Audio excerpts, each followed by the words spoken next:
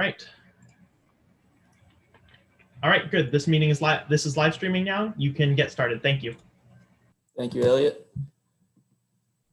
All right, everybody, welcome. I guess we'll get started in a minute. Just before we go, if we could have the attorneys introduce themselves so we know who's on what side. I know you have by your names, but just so we know who you are, starting with the plaintiffs, I guess.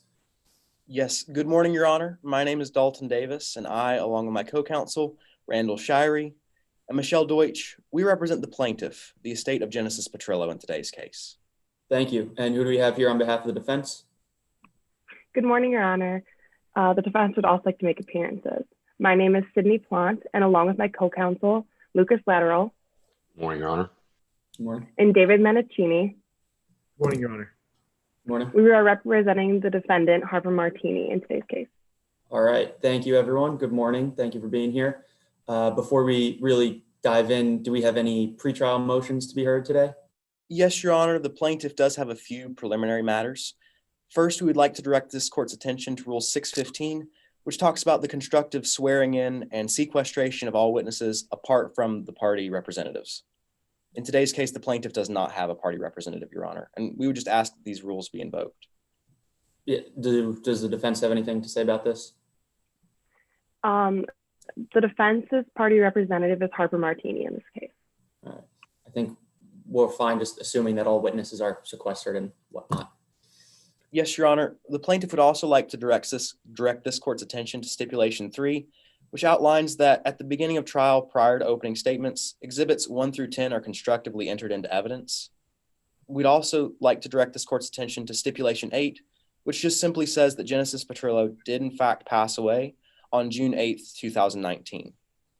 So noted. Does the defense have any objection or anything to say about that? I assume there's stipulations, so I think we're all set. No, Your Honor. All right. Thank you. Anything else, Mr. Davis? Yes, Your Honor. Just that during the course of the trial, our timekeeper will be using the chat feature to post the time as it goes down for openings, closings, directs, and crosses. Okay. And will that chat show up as just on the side? Do I need to do anything? Your Honor, it should show up at the bottom. Okay. Essentially, whenever there is a chat put into the chat bar. Okay. And if for some reason that comes up and I don't see it, if someone could just, wave or something so that I know that, there's a time issue or something like that. I appreciate all of your guys' help in advance. This is my first time judging anything over Zoom. And any other pretrial matters for the plaintiffs? No, Your Honor. With that, the plaintiff is ready to proceed. Thank you. Do we have any pretrial matters on behalf of the defense? No, Your Honor. The defense is also ready to proceed. All right. Thank you. Now I guess we can get started with opening statements. And I will mute myself. Permission to proceed, Your Honor. Oh, sorry, I went on mute, but yes, you're good to go. Thank you. Your Honors, members of the jury, and may it please the court. Genesis paid the price, and it was all the defendant's fault. We are here today because a young groom-to-be, Genesis Petrillo, died on June 8th of 2019, and it was all the defendant's fault. You see, on June 7th, after months of fighting between Genesis and the defendant all of a sudden toasted Genesis at his wedding rehearsal dinner and gave him a bottle of wine that only he drank. Shortly later, Genesis started vomiting water, and he pleaded for help before passing out and ultimately dying at the hospital the next day. The evidence throughout this trial will show you that Genesis was poisoned as a result of pesticides from that very same wine bottle given by the defendant. Throughout today's trial, the evidence will show, and you will see that Genesis's death was all the defendant's fault. Good morning. My name is Michelle Deutsch, and I, along with my co-counsel, Dalton Davis and Randall Shirey, rise to represent the plaintiff, the estate of Genesis Petrillo, in the case at bar.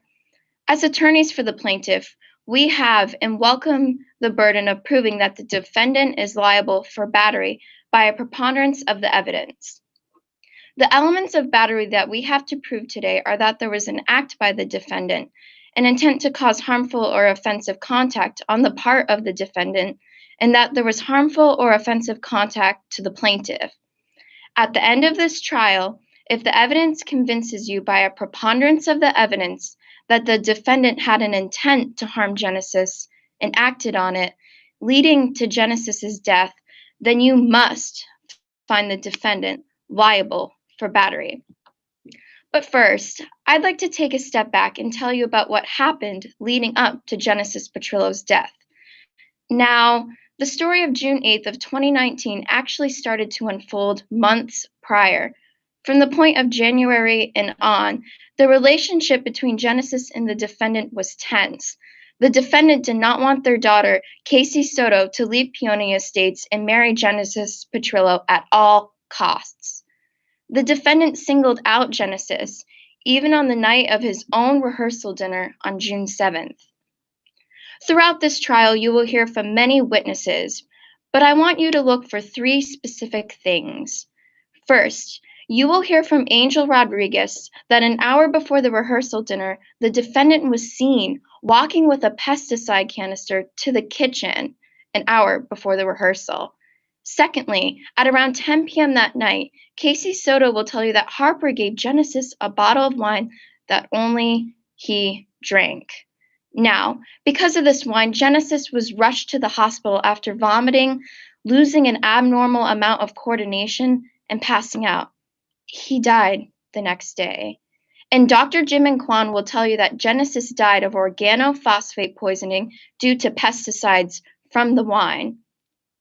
Genesis paid the price, and it was all the defendant's fault. The evidence will show that the defendant's decisions had the fatal consequence of causing Genesis Petrillo's death. At the end of today's trial, after my co-counsel Dalton Davis delivers the closing argument and reviews all of the defendant's actions with you, he will ask you to hold the defendant accountable for the fatal consequences of his decisions by finding the defendant liable for battery. Thank you. All right, thank you, Mrs. Deutsch. Now, do we have an opening statement on behalf of the defense? I believe it's Mr. Menicini showing up. Yes, Your Honor. You may proceed.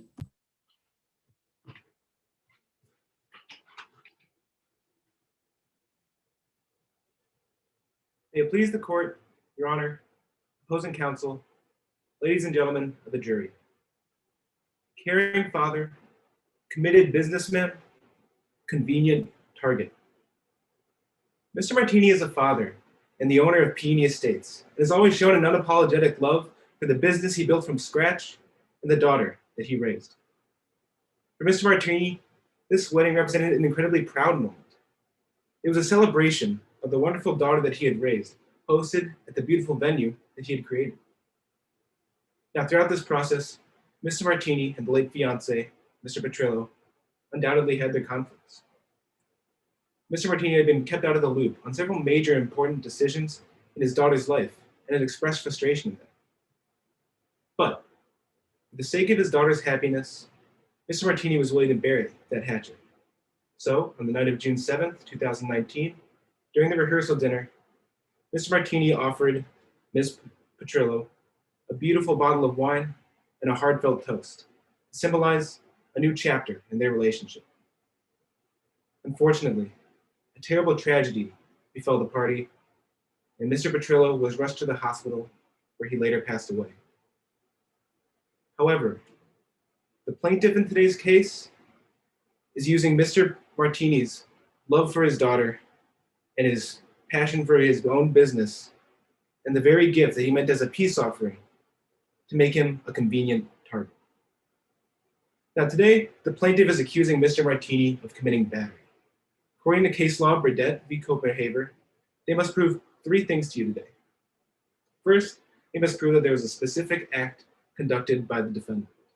Secondly, they must prove that that act was intended to cause harmful or offensive contact. And lastly, they must prove that this act did cause that harmful contact.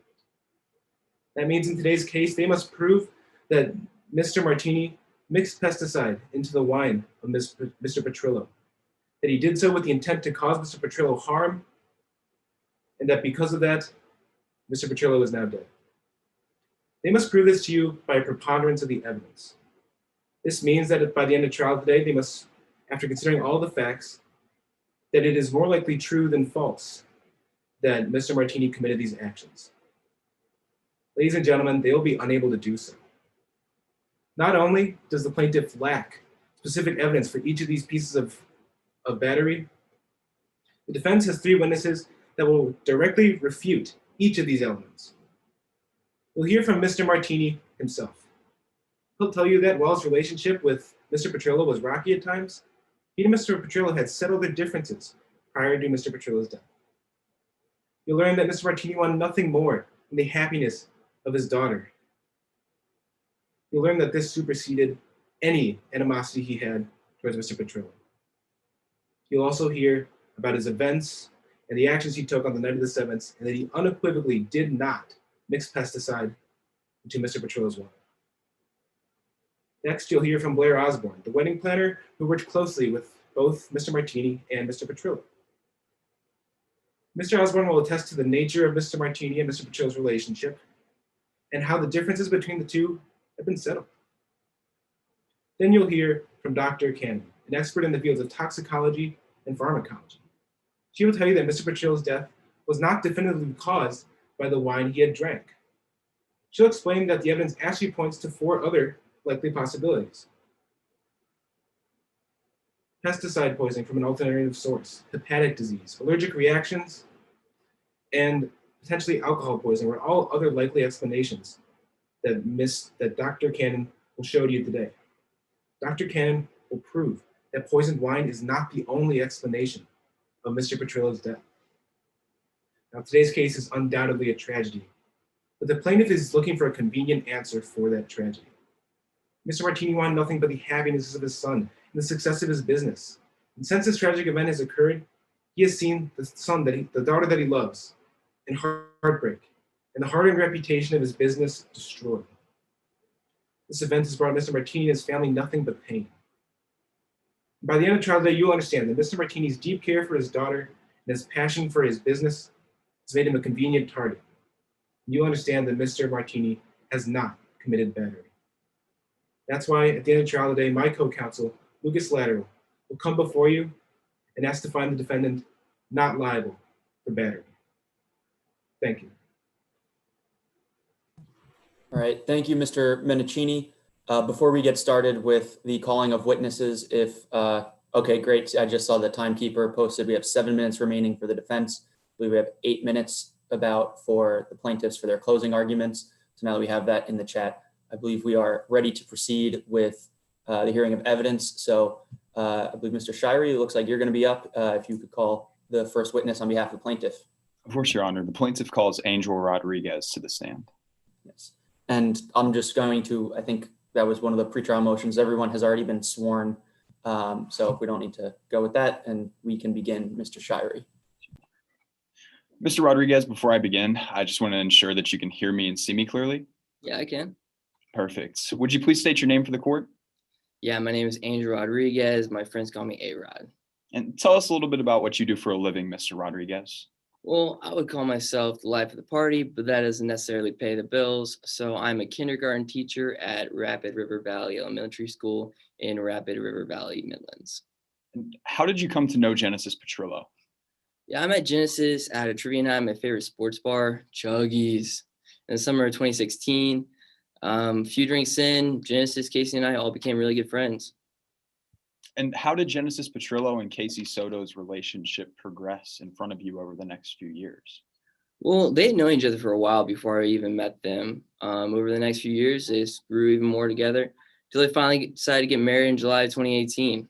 I was so happy when I got the news. I mean, they were the kind of couple that was kind of destined to be together. I hope I find that someday. Now, what did the wedding planning process look like? Well, Genesis and Casey were pretty much set on where they were going to have it at Casey's favorite local winery, Rosie and Pedro. Objection, Your Honor, to speculation. Mr. Shirey, do you have any response? Of course, Your Honor. This is not necessarily speculation on part of the witness. This is just his rationally based perception of where his friend Genesis Petrillo and Casey Soto wanted to have their wedding take place. Your Honor, I believe that they can testify to specific things they observed, and again, their perceptions. But I believe what the witnesses was testifying was, in fact, going and delving into the mindset of these other declarants. Yeah, I think I'm going to sustain the objection for now. If you can lay a further foundation, you might be able to get that in. But as of now, I think I agree with Mr. Lateral that this was a speculation. Yes, Your Honor.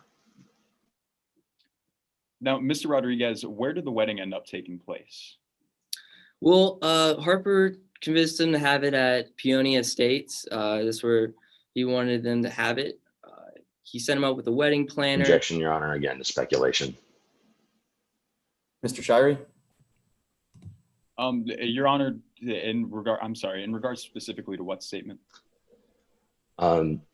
My issue is with the statement that that's where he wanted them to have it. Again, I believe that the statement by the witness is delving specifically in the mindset. And while I don't have a problem with the witness testifying to specific things that they saw, I think it's speculative to go and delve into other declarants' mindsets.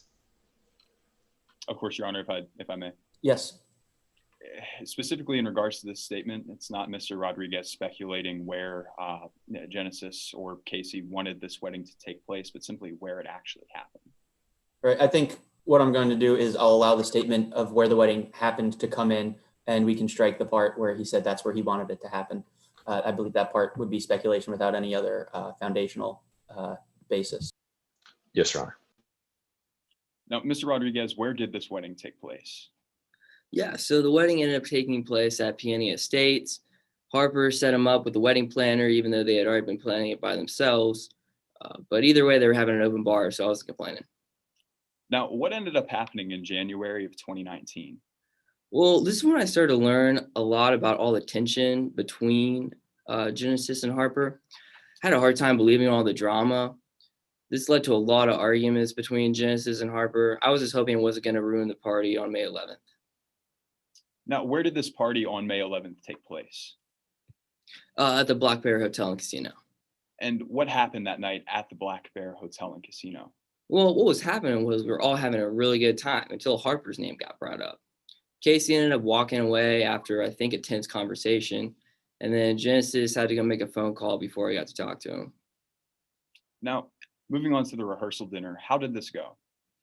Well, I was thinking everybody was going to be able to keep it cool, but I have never been more wrong about anything in my life. Genesis and Harper were fighting about everything underneath the sun. You name it, they were arguing about it. Let's just say they were definitely not vibing that night. I was just trying to cool it with my boy, but the drama took over.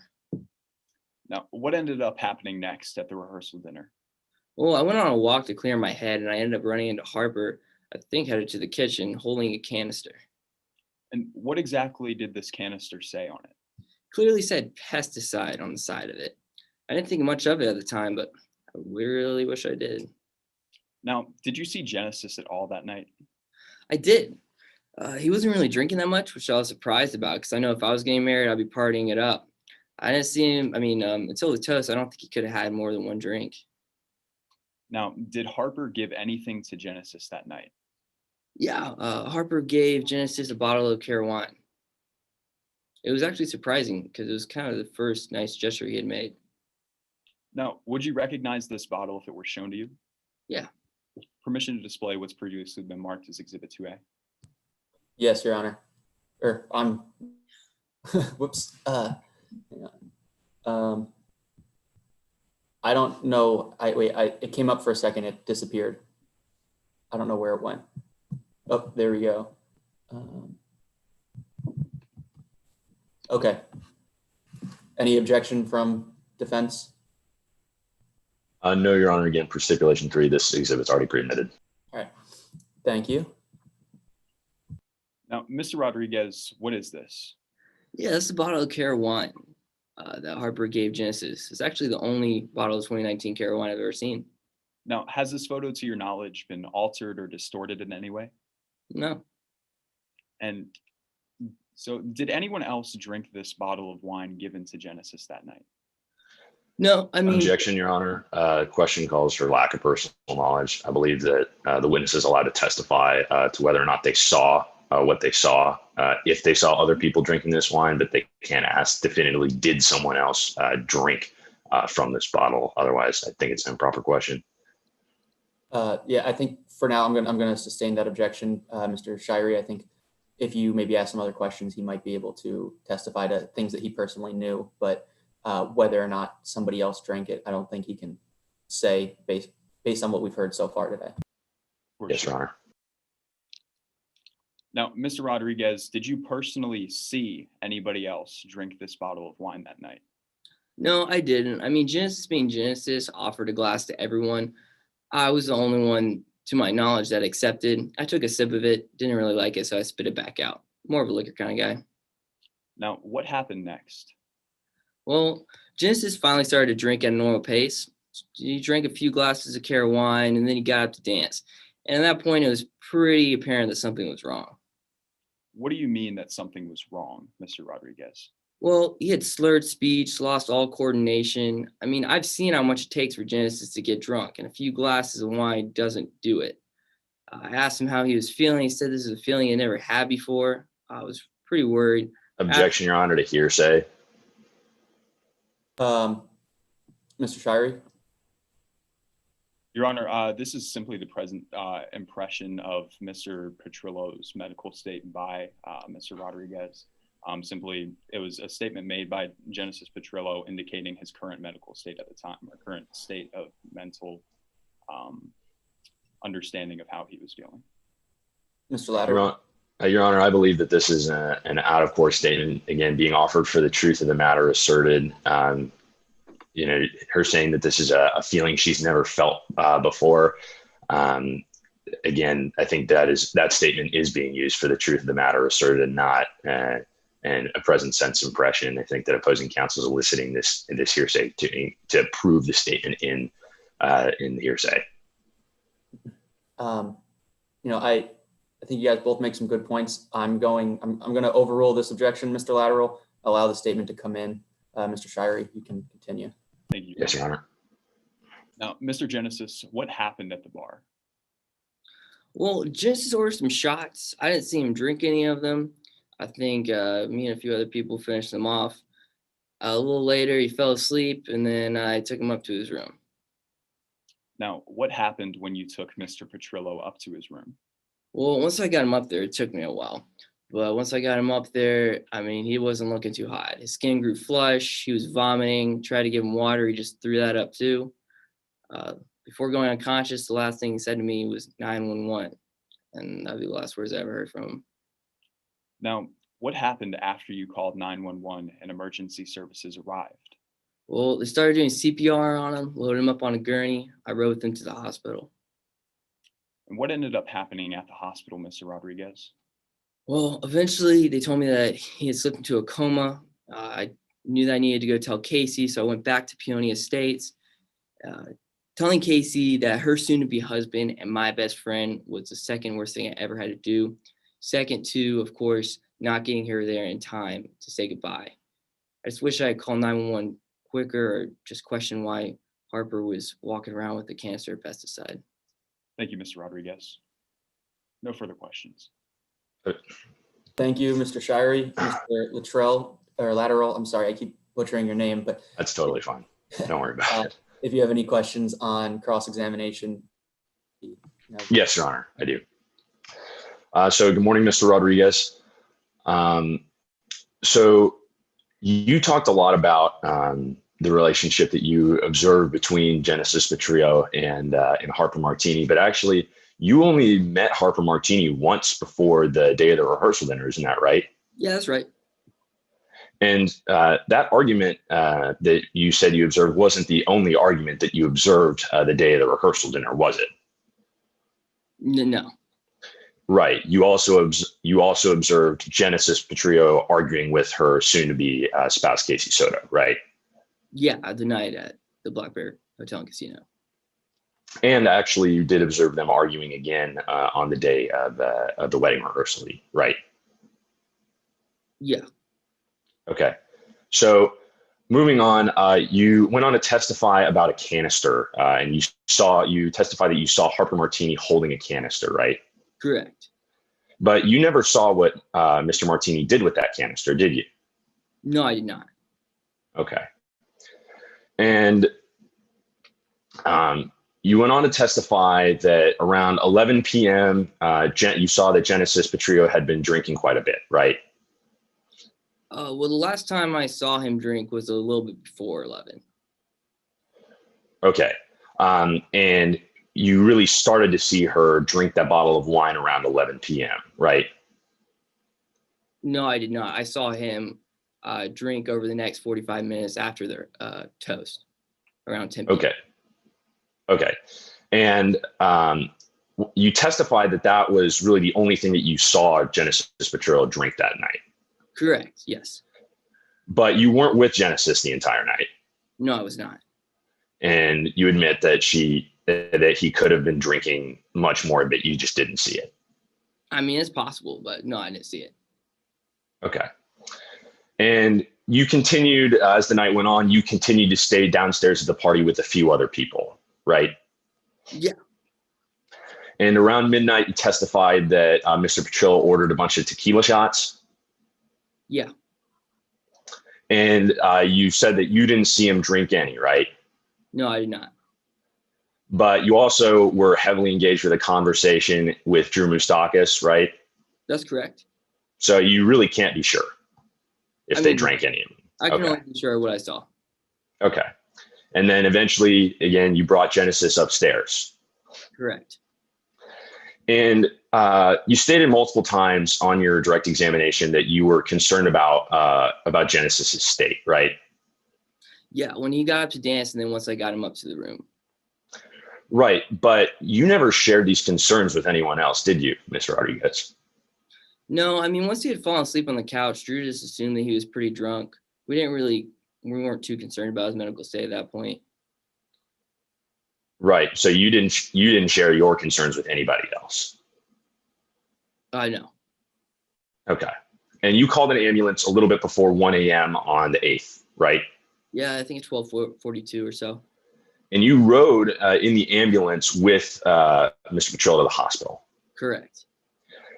But Mr. Rodriguez, you actually don't remember anything that anyone said during that ambulance ride, do you? No, I mean, I had a few drinks, so I wasn't feeling too good. Right. And, you know, you left the hospital eventually, you'd been there all night, and you left around 8 a.m. and got back to Peony Estates a little bit after that, right? Yeah. And you admit that you were still a little bit drunk when you returned to Peony Estates. It definitely was either hungover, possibly drunk. Right. You were possibly still a little bit drunk at 8:30 in the morning. Yeah. Right. So, and I just wanted to recap. So again, Mr. Rodriguez, you would describe yourself as the life of the. Oh, sorry, it lagged a little bit. Could you repeat that? Yeah, you would describe yourself as the life of the party, right? Yes, I would. And I think you said something that you were definitely more of a liquor guy. Yeah. So you must have had to drink quite a good amount of alcohol to have gone over 8 hours without drinking anything and still be intoxicated at 8:30 in the morning, right, Mr. Rodriguez? I mean, the wedding had an open bar, so. Right. Yeah. Thank you, Your Honor. I have no further questions. All right. Thank you, Mr. Lateral. Mr. Shirey, do you have anything on redirect? No further redirect, Your Honor. I just ask that Mr. Rodriguez be allowed to step down. Yes, thank you, Mr. Rodriguez. You are free to go. You can, of course, stay in the chat and watch the remainder of the trial. Mr. Davis, it looks like you're going to be calling the next witness on behalf of plaintiffs. Yes, Your Honor. At this time, the plaintiff calls Dr. Jamin Kwan to the stand. Yes. Hello. Welcome, Mr. or Mrs. Kwan, if you can join us. Yes. Hello. And Mr. Davis, you may now begin. Yes, Your Honor. Before I begin, Dr. Kwan, can you hear and see me clearly? Yes. Could you please introduce yourself to the members of the jury? My name is Dr. Jamin Kwan. Sorry, I don't want to interrupt. If we could have an attorney from the defense who would be doing cross-examination, making objections. Yes, thank you, Ms. Plant. I now see you on the screen. Dr. Kwan, back to you. Now, Dr. Kwan, what is your connection to today's case? I am the chief emergency physician at River Valley Hospital in Midlands, and I treated Genesis Petrillo the night that he died. Now, before we get into all that happened on June 8th, 2019, could you tell the members of the jury a little bit about your educational background? Sure. I received my Bachelor's of Science in Biology with a minor in chemistry from the Georgia Institute of Technology. After that, I received my MD from the University of North Carolina at Chapel Hill, and I completed my residency at Emory University's Department of Emergency Medicine. Following my residency, I stayed at Emory to complete a fellowship specializing in medical toxicology. Now, what is your previous work experience after you left school? After I finished my fellowship, I began working as an emergency room doctor at Midland's St. Joseph Hospital from 2003 till 2008. After that, I transferred to the Sacred Heart of Midlands Hospital to take the role as senior emergency room physician, where I worked from 2008 until 2015. Finally, I started at my current position in 2015, working as the chief emergency physician for the River Valley Hospital in Midlands. Dr. Kwan, as the chief emergency physician, what do your roles at the hospital include?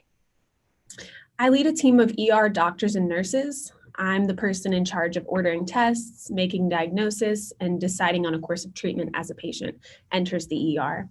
I also specialize in toxicology, which means I receive all suspected poisoning cases. Now, in addition to your work experience, do you have any certifications related to your role as a physician? Yes, I've actually been certified by the American Board of Emergency Medicine in the fields of internal medicine in regard to critical care patients and in medical toxicology. Dr. Kwan, what is medical toxicology?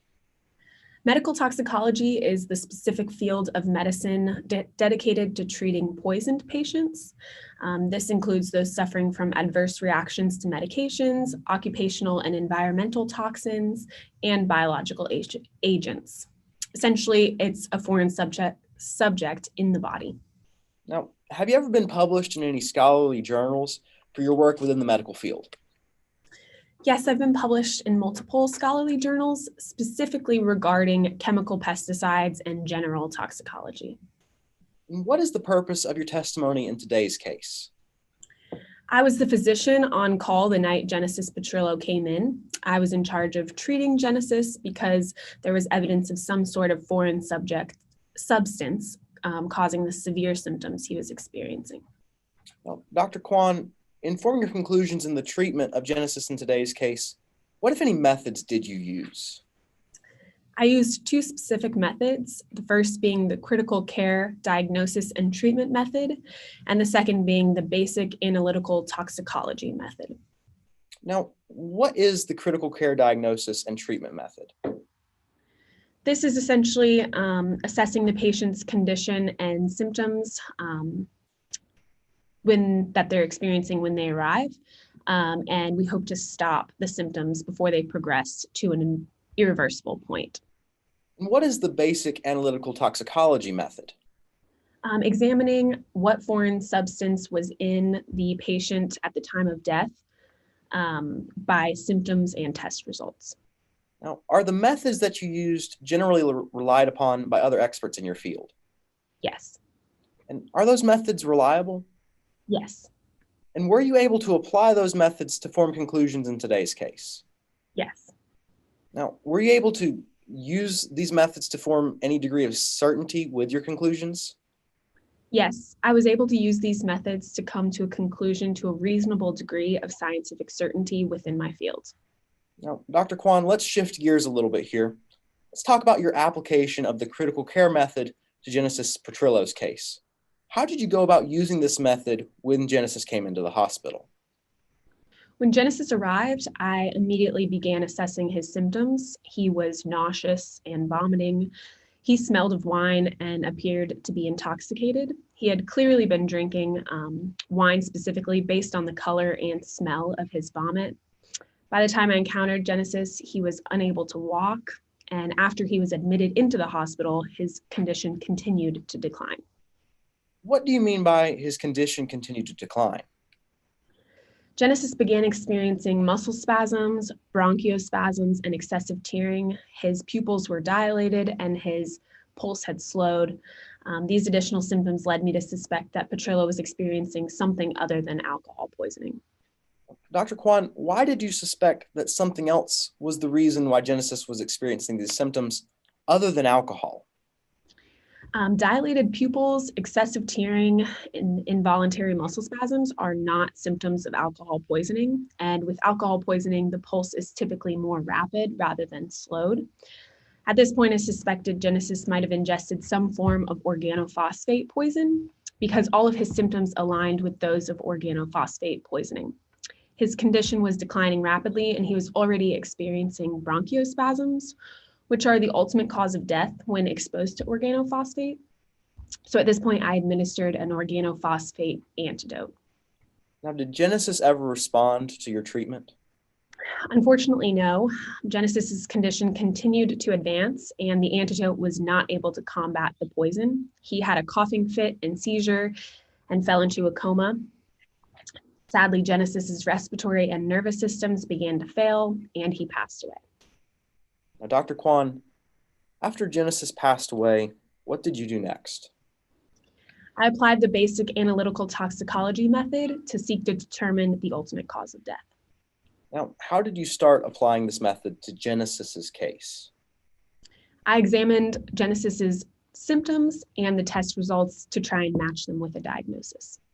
Now, what specific test did you run in the course of your investigation? I ran a poison and toxin analysis, a regular toxicology report, an acetylcholinesterase test, an organophosphate test, a blood test, and a vomit sample. The two of particular importance being the acetylcholinesterase and the organophosphate tests. Dr. Kwan, what is acetylcholinesterase? Acetylcholinesterase is an enzyme involved in the transmission of nerve impulses in the nervous system. The inhibition of this enzyme causes the nervous system to fail, and this is what occurs when organophosphate is ingested. Now, what did the decreased level of acetylcholinesterase in Genesis's body indicate to you? The decreased level of acetylcholinesterase in Genesis's body indicated organophosphate pesticide exposure. Acetylcholinesterase is closely linked to organophosphate, is so closely linked to organophosphate that doctors can use it to conclusively diagnose organophosphate poisoning. Now, once you determined that organophosphate poisoning could have led to Genesis's death, what was the next step that you took in applying the basic analytical toxicology method? I compared Genesis's symptoms with the symptoms linked to organophosphate poisoning. Now, at that point, based on the initial test results you had, what were you able to determine about the presence of organophosphate within Genesis's symptoms? Genesis's symptoms were, he experienced all symptoms of organophosphate poisoning. Now, Dr. Kwan, why do you think that overconsumption of alcohol was not the cause of death? Because of the timeline of the symptoms that he was experiencing, his blood alcohol level was not high enough at the point that he came to the hospital to ultimately cause death from alcohol poisoning. Now, after you ran all these tests, Dr. Kwan, what was your ultimate conclusion as to the cause of Genesis's death? Based on the tests that I ran and the symptoms Genesis was experiencing, and the fact that they matched perfectly to the symptoms of organophosphate poisoning, and the fact that he had organophosphate in his system, and based on the fact of the acetylcholinesterase levels within his body, I concluded with a reasonable degree of certainty that Genesis Petrillo died from organophosphate poisoning. Thank you, Dr. Kwan. No further questions at this time, Your Honor. All right, thank you, Mr. Davis. Now, Ms. Plant, do you have any questions on cross-examination? Yes, Your Honor. You may begin. Thank you. Good morning, Dr. Kwan.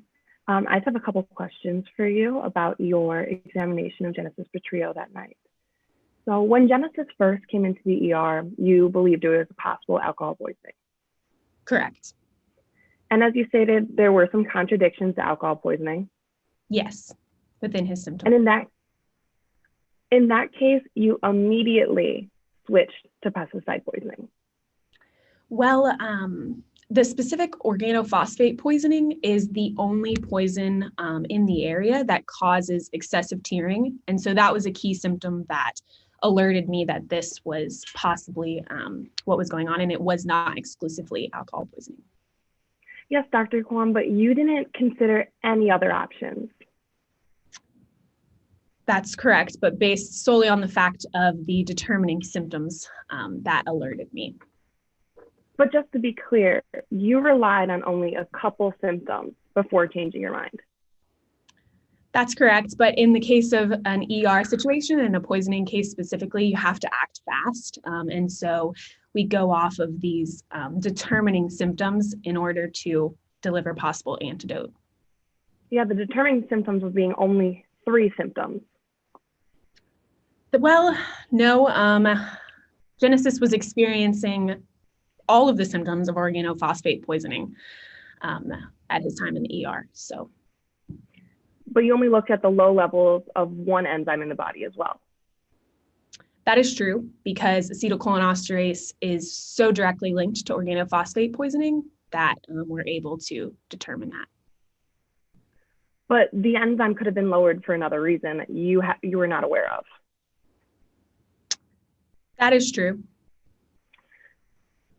And instead of considering those options, you just immediately switched your mind to pesticide poisoning. Yes, but again, in conjunction with the symptoms and the acetylcholinesterase levels, I feel like I had enough evidence to conclude that there was some sort of pesticide poisoning within his system. Even though there are no quantitative tests to show levels of pesticide poisoning in a bloodstream, correct? No, you cannot tell the exact amount of pesticide within someone's bloodstream from this specific test, but you can identify the presence of it there. And Dr. Kwan, you didn't even order an autopsy of the body, correct? That's correct. And finally, Dr. Kwan, you are on a board arguing against the use of chemical pesticides, right? That is true. Chemical pesticides, as you can see in this case, are extremely harmful to humans and can cause death even in the smallest amount. So just to be clear, you're on a board arguing against the use of chemical pesticides like the pesticides used in today's case. Yes. And you post many publications arguing against removal of pesticides. That's true. And you agree that a verdict in this case could help with getting your legislation passed, correct? Yes, I believe that it can alert our legislators of the danger of chemical pesticides. Thank you, Your Honor. No further questions. Thank you, Ms. Plant. Mr. Davis, do you have any questions on redirect? No, Your Honor. I just ask that my witness be allowed to step down.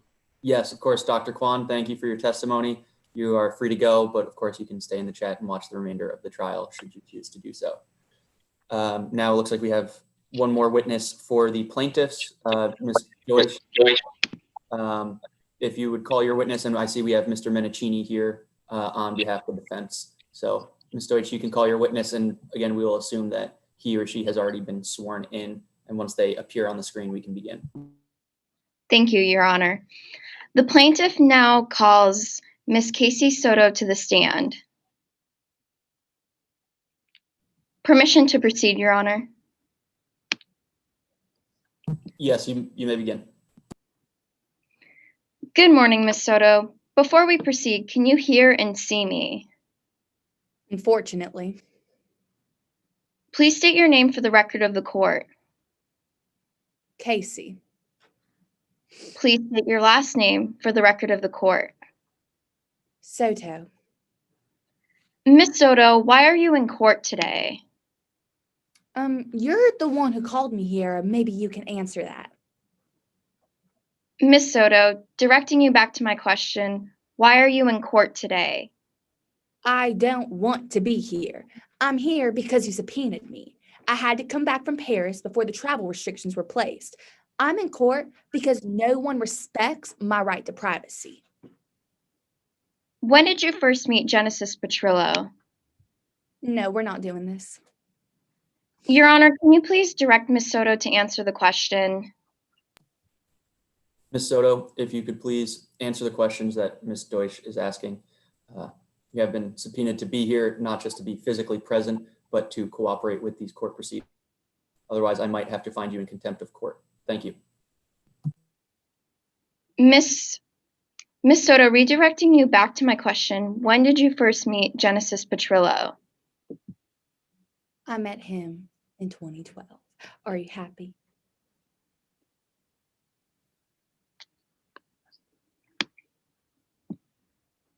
When did you introduce Genesis to Harper?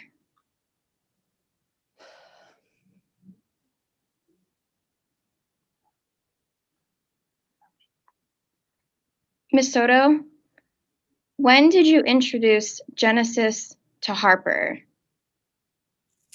I wanted some privacy in my relationship, so I waited till 2015. I know that privacy may be a weird concept for you to understand.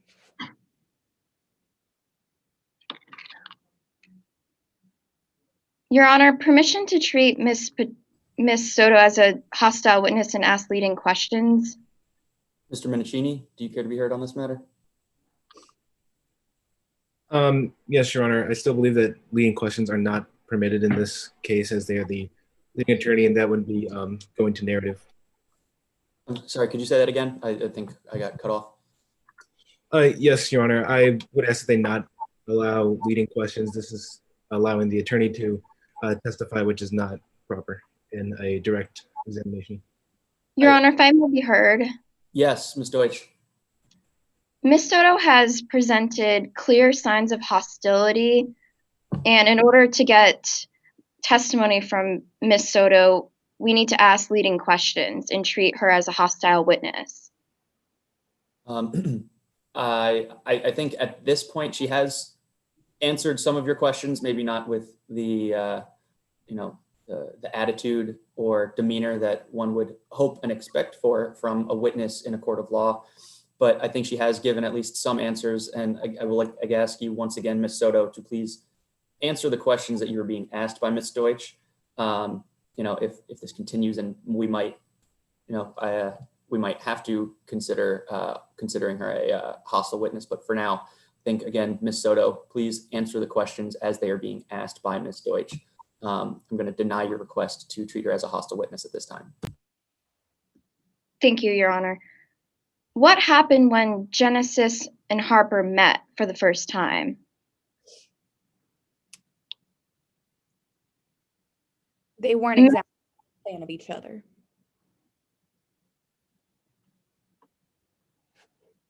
Can you explain what Genesis said to Harper when they first met?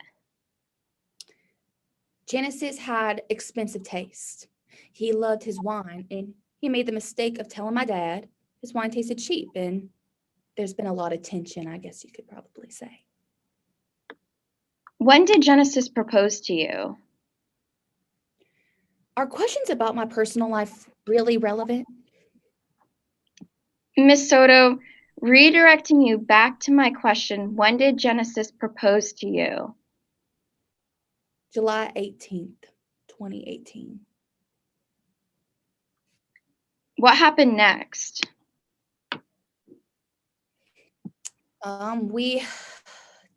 We decided that we liked the idea of privacy. Again, novel concept, I know. And Genesis decided to propose without telling my dad, and my dad wasn't exactly a big fan of that idea.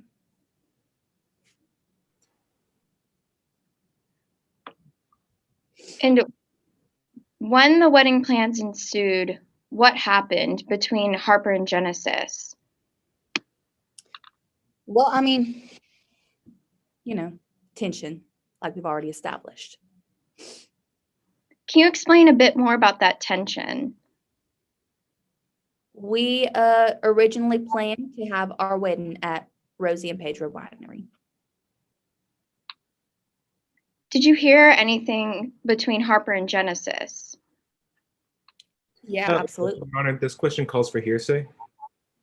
I think at this time, I'm going to overrule your objection, Mr. Minicini, depending on the answer if you would like to renew your objection, depending on what Ms. Crenshaw says.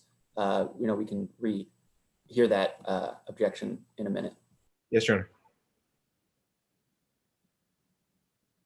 Miss Soto, did you hear anything that night between Harper and Genesis? Yeah, they had some tension. They got into an argument. They started cursing. I had to go take a walk. It was just too much for me to hear. And later that night during the wedding party, what did you hear from Genesis to Harper?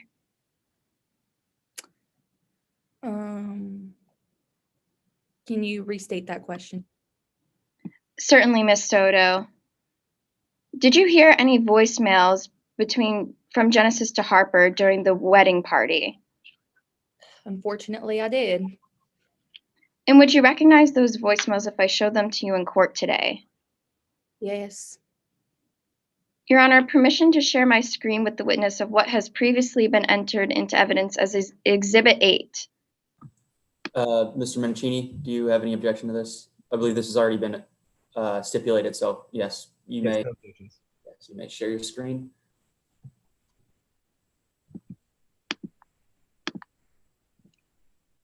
Do you recognize this document? I do. Has it been altered in any way? No. Can you please read lines 4 through 8? I'm going to Paris after the wedding. You'll never see me again. Congrats. Oh, there is a catch, though. Casey's coming with me, of course. Casey doesn't want you to know, doesn't want to upset fragile little Harper or have to try to stop the wedding. How did Harper react to that?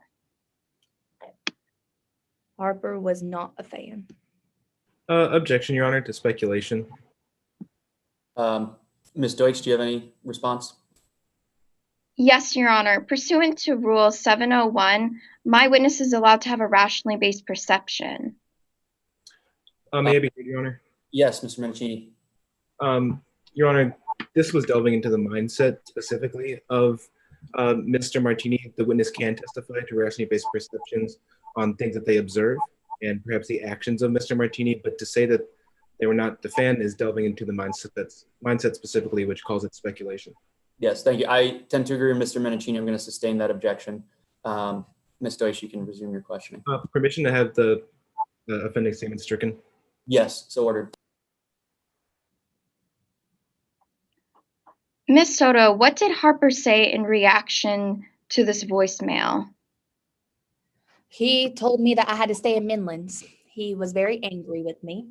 He said I had to stay at Peonia Estates at all costs and that Genesis could not break up my family. Now, I'd like to direct your attention to the rehearsal dinner. What did Harper give Genesis that night? I love reliving this. Thank you for that. My dad came out with a bottle of wine specifically for my fiance. And did Genesis pour any glasses of that wine? Yeah, he poured 2, but Genesis loved to party. It wasn't abnormal for him to pour himself 2 glasses. Thank you. No further questions, Your Honor. All right, thank you, Ms. Deutsch. Mr. Mancini, I believe it's now your turn on cross-examination. Yes, Your Honor. Good morning, Ms. Soto. Thanks for taking the time to talk with us today. Now, I'd first like to talk to you about the events leading up to June 7th. Now, you had originally planned to host your wedding at Rosie and Pedro, right? As I said, yes. And your father, Mr. Martini, offered Peony Estates as an alternative. My father likes to control me, so yes, he wanted the wedding at Peonia Estates. Well, you had the opportunity to say yes or no to him, didn't you? I mean, I did. And in fact, it was Genesis who ended up agreeing to come to Peony Estates? Specifically after he offered to pay a large portion of it, absolutely, although that's not where we originally wanted it to have it. That's right. Your dad offered to help you with the cost of the wedding, right? Yeah, he mentioned that He needed publicity. He wanted to take our pictures there, so we did. Well, he also said it was a dream of his to host your wedding at Peña Estates, didn't he? I think I recall that, maybe. Now, I'd like to talk to you a bit about the night of the 7th. You say that Genesis, that your father, Mr. Martini, gave a heartfelt toast to Genesis, right? It seemed sincere at the time, yes. That's right. You thought he was sounding sincere when he gave this. At the time, I did. Objection to speculation. I don't believe counsel has laid foundation as to why Ms. Soto believes that this toast was genuine. Yes, Your Honor. This is, I'm asking for the witnesses' rationally based perception. And again, they're free to answer yes or no to this question as well. I'm going to overrule your objection, Ms. Deutsch, not necessarily because I think because she can say what she thought was happening, not whether or not, like she said that she thinks it was genuine. She's not saying it was genuine, but saying that at the time she believed it was genuine. So that's about her own state of mind, to which it's not speculation because she was the one who was there. So, Ms. Soto, you believe that your father's toast sounded sincere, correct? Again, at the time, I did. And after this toast, your father presented Genesis with a bottle of wine, correct? Yes, he did. And you never saw Mr. Martini with that bottle before, correct? I just saw him present it. And later on, you saw Genesis pour several glasses of that wine, right? 2. That's right. And you believe it's possible that one of those glasses was for someone else? As I said, it's not abnormal for him to pour himself 2 glasses. I can't really say where the other one went. But you believe it's possible that he poured one for someone else, correct? And it's possible they were both for him. There's a lot of possibilities. Yes, Ms. Soto, but directing you back to my question, that's a yes, that you believe it was possible he poured one for someone else. Sure. Thank you. I have no further questions. All right. Thank you, Mr. Menicini. Ms. Deutsch, do you have anything on redirect? No, Your Honor. I just asked that my witness be able to step down. Yes, of course. Ms. Soto, thank you for your testimony.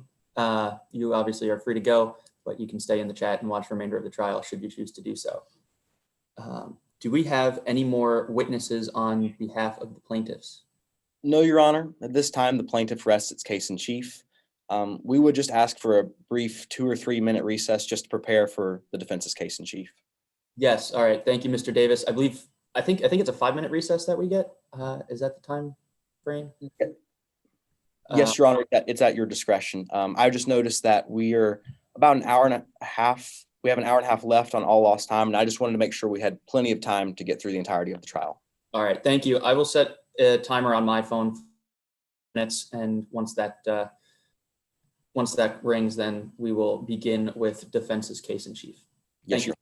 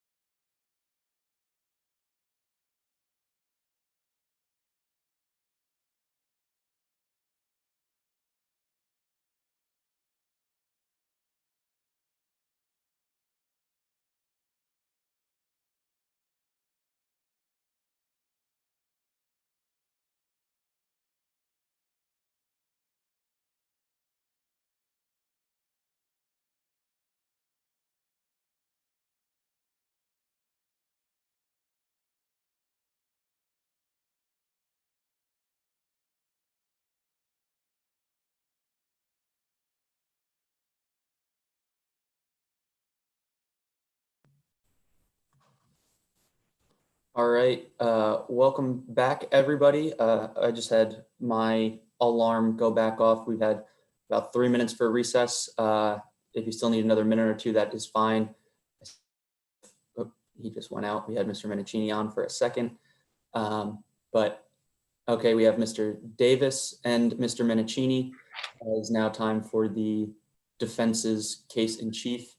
Mr. Minichini, you may call your first witness. Yes, Your Honor. The defense calls Blair Osborne to the stand. Yes. And you may begin. Wait, before we do, actually, Mr. Davis or someone. Hi, Your Honor.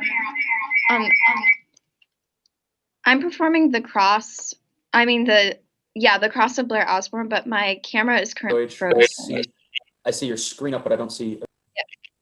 Yeah, my Okay, I see you now. All right. So we have Mr. Minichini and Mr. Is it Osborne or Brown? Is your real name Brown and character is Osborne? That's correct. Okay. So me and Mr. Osborne, you may begin. Could you please state your full name for the court, spelling the last? Of course. Blair Osborne, Osborne. And what do you do for a living, Mr. Osborne? Well, I own an event planning business, the best in Midlands, catering, decorations, and lodgings for all your weddings, parties, bar mitzvah, and wake needs. You name it, I do it all. And how'd you become involved in today's case? Well, I was hired by Harper Martini to throw a wedding for Casey Soto and her fiance, Mr. Genesis Petrillo. Genesis unfortunately passed away at the close of the event, and so I'm here to give my account. Now, Mr. Osborne, was this the first time that you'd worked with Peony Estates? No, for the past 5 years, I've hosted over 70 events at Peony Estates. My event planning business and the estates have done well together. Their facilities and employees have always been top-notch, and they run a tight ship. We work well together, and honestly, by the time of the wedding, Harper and I had developed a very close working relationship. Now, how were you first approached to plan Casey and Genesis's wedding? Well, I was honored when Harper asked me to run her daughter's wedding. Harper even asked me to set up as much as I could without bothering the bride and groom. Seemed like it was just to keep them away from any stress, right? My job was to make their special day a bit more special. So with that in mind, how did the planning process go? Well, like I said, I'd worked there a million times, so aside from some special touches, it was quite a breeze.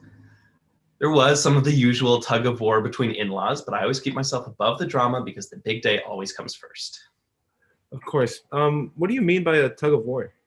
I mean that it was a back and forth. Someone would cancel a vendor, while someone else would pick a new dessert menu. Someone else would pick a new color scheme. By the way, fuchsia is a terrible choice, and I'll tell you that for free.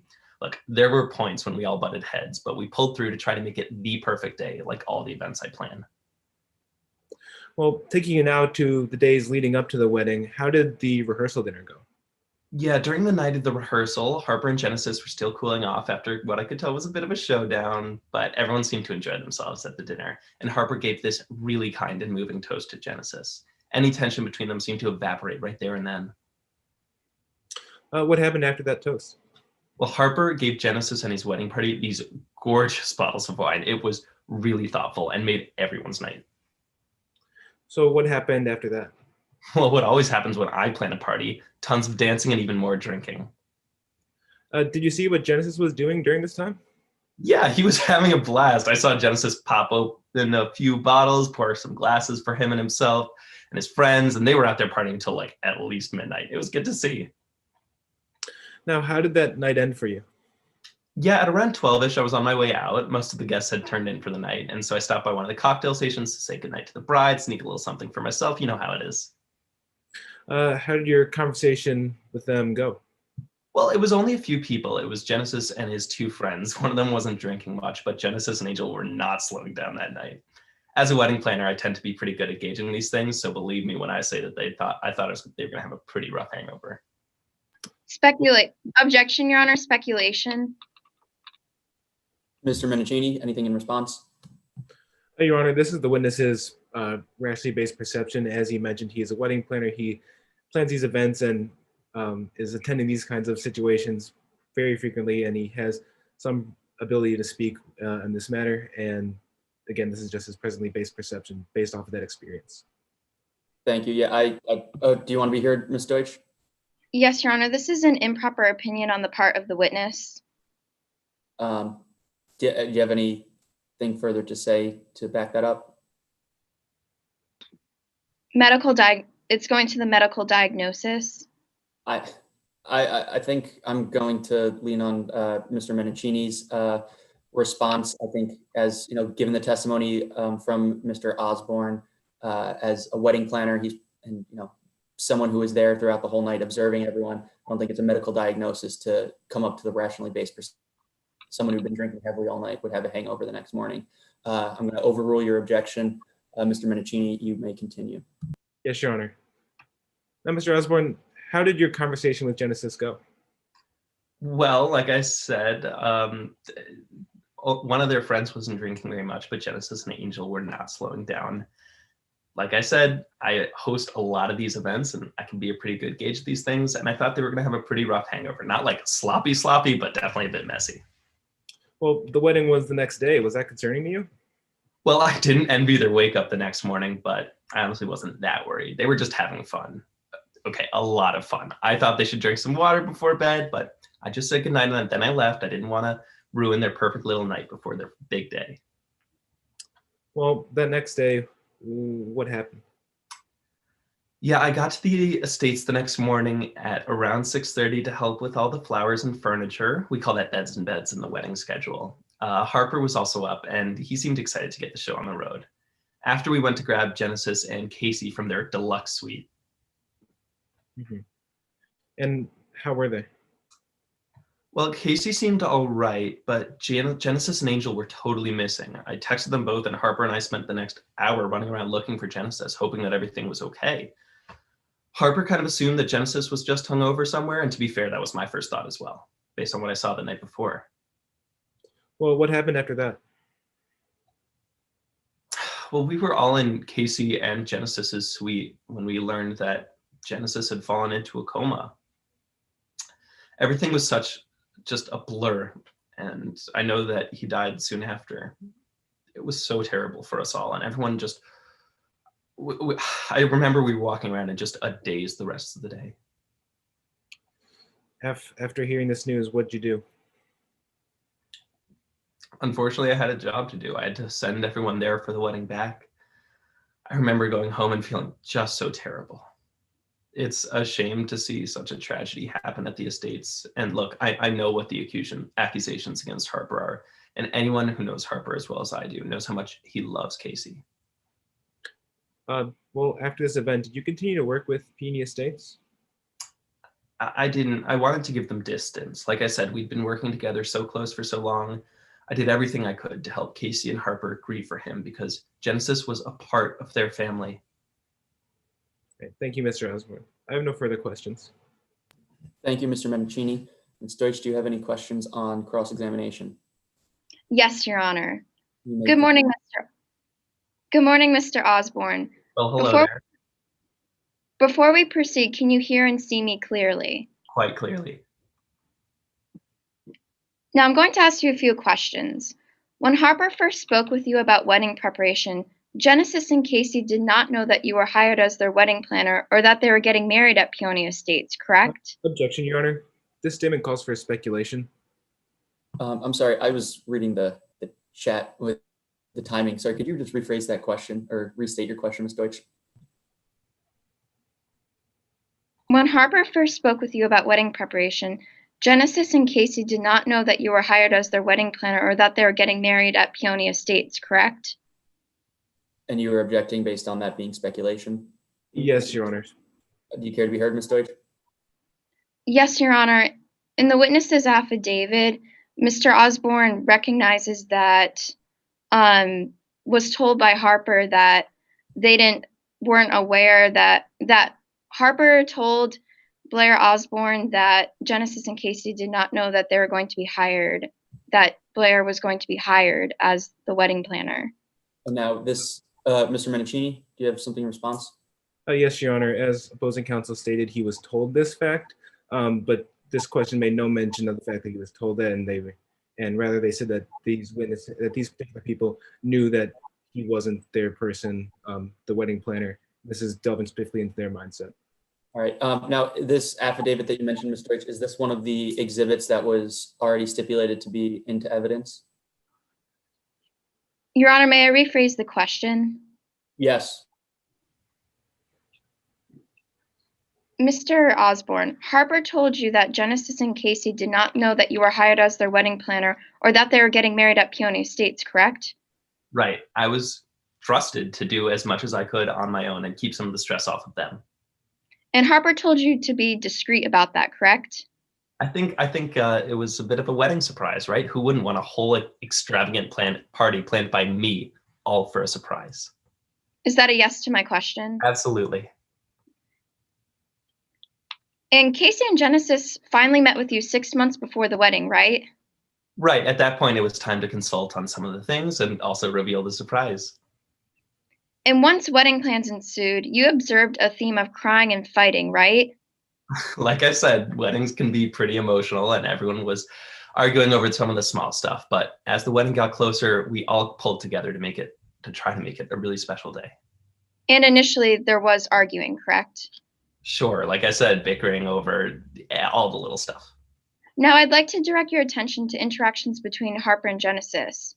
Okay. A few days after the wedding party, while discussing decor with you, Harper played the voicemail that Genesis sent to him, correct?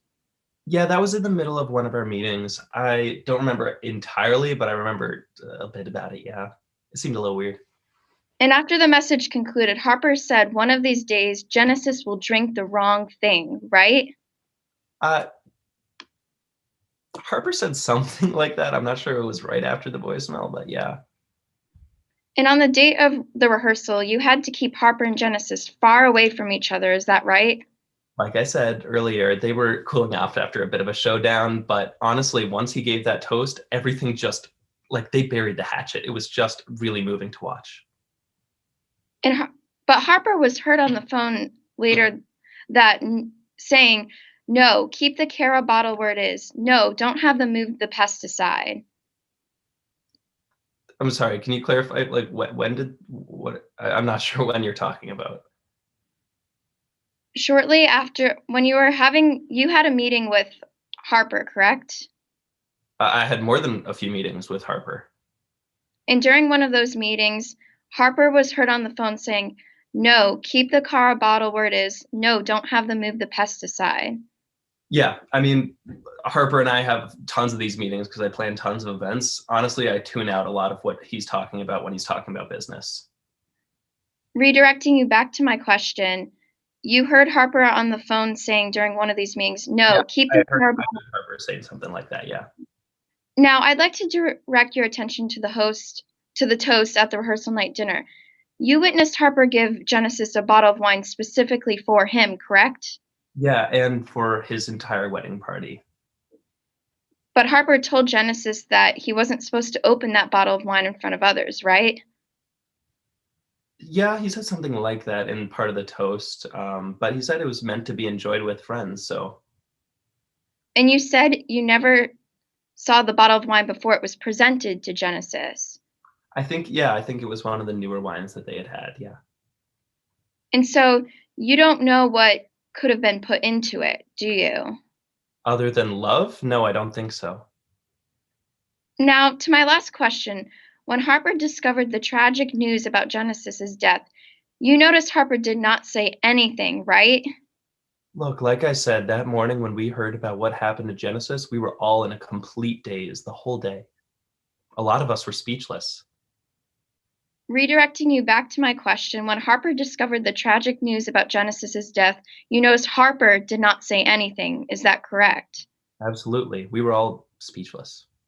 Thank you. No further questions, Your Honor.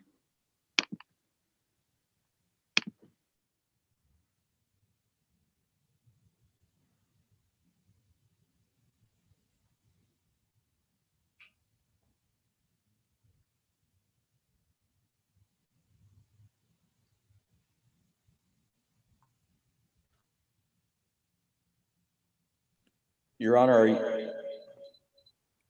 are you still on the Zoom chat? The Zoom call?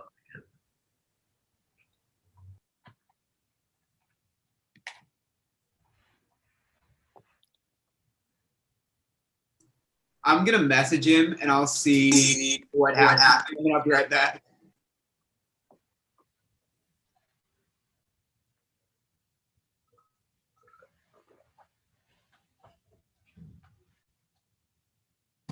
Hi, everyone. I'm apologize for that. My internet must have went out or something sometime in cross-examination. I think the last thing I heard was Mr. Osborne saying something about he didn't know what was put in the bottle other than love. I thought that was the last thing I heard. I don't know how much of cross-examination after that I missed, but I don't see Ms. Deutsch on the screen anymore, so I'm assuming that she's finished now. Is that correct? Okay. Oh, now Yes, she's. Your Honor, I concluded my cross-examination. Okay, great. Thank you so much. Mr. Mancini, do you have anything on redirect? Yes, briefly, Your Honor. Go ahead. Mr. Osborne, opposing counsel offered a quote saying Genesis will, one day Genesis will drink the wrong thing. Do you remember the context of that quote?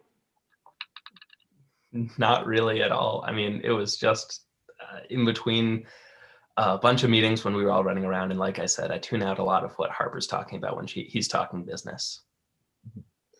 And there was another quote that mentioning the Cara bottle and right. Do you have any idea what that quote was in reference to? Like I said, all I know is that there's 3 types of wine: red, white, and not enough. I don't really pay attention to the business. Thank you. I have no further questions.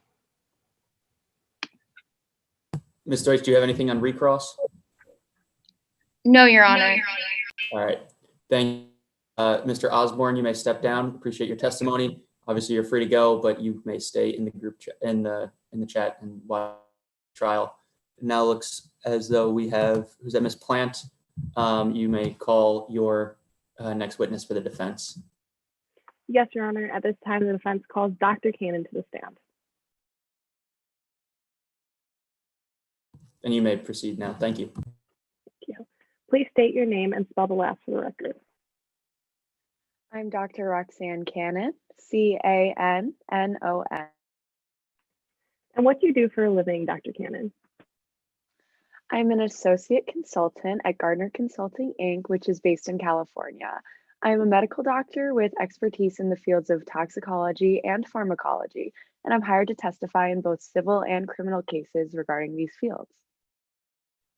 What qualifications do you have to hold this position? I received my bachelor's in science from The Ohio State University, and I received my medical doctorate with an emphasis in toxicology from Harvard Medical School. I've published multiple articles in the field and continue to be affiliated with professional organizations surrounding my career. And how do these qualifications apply to today's case?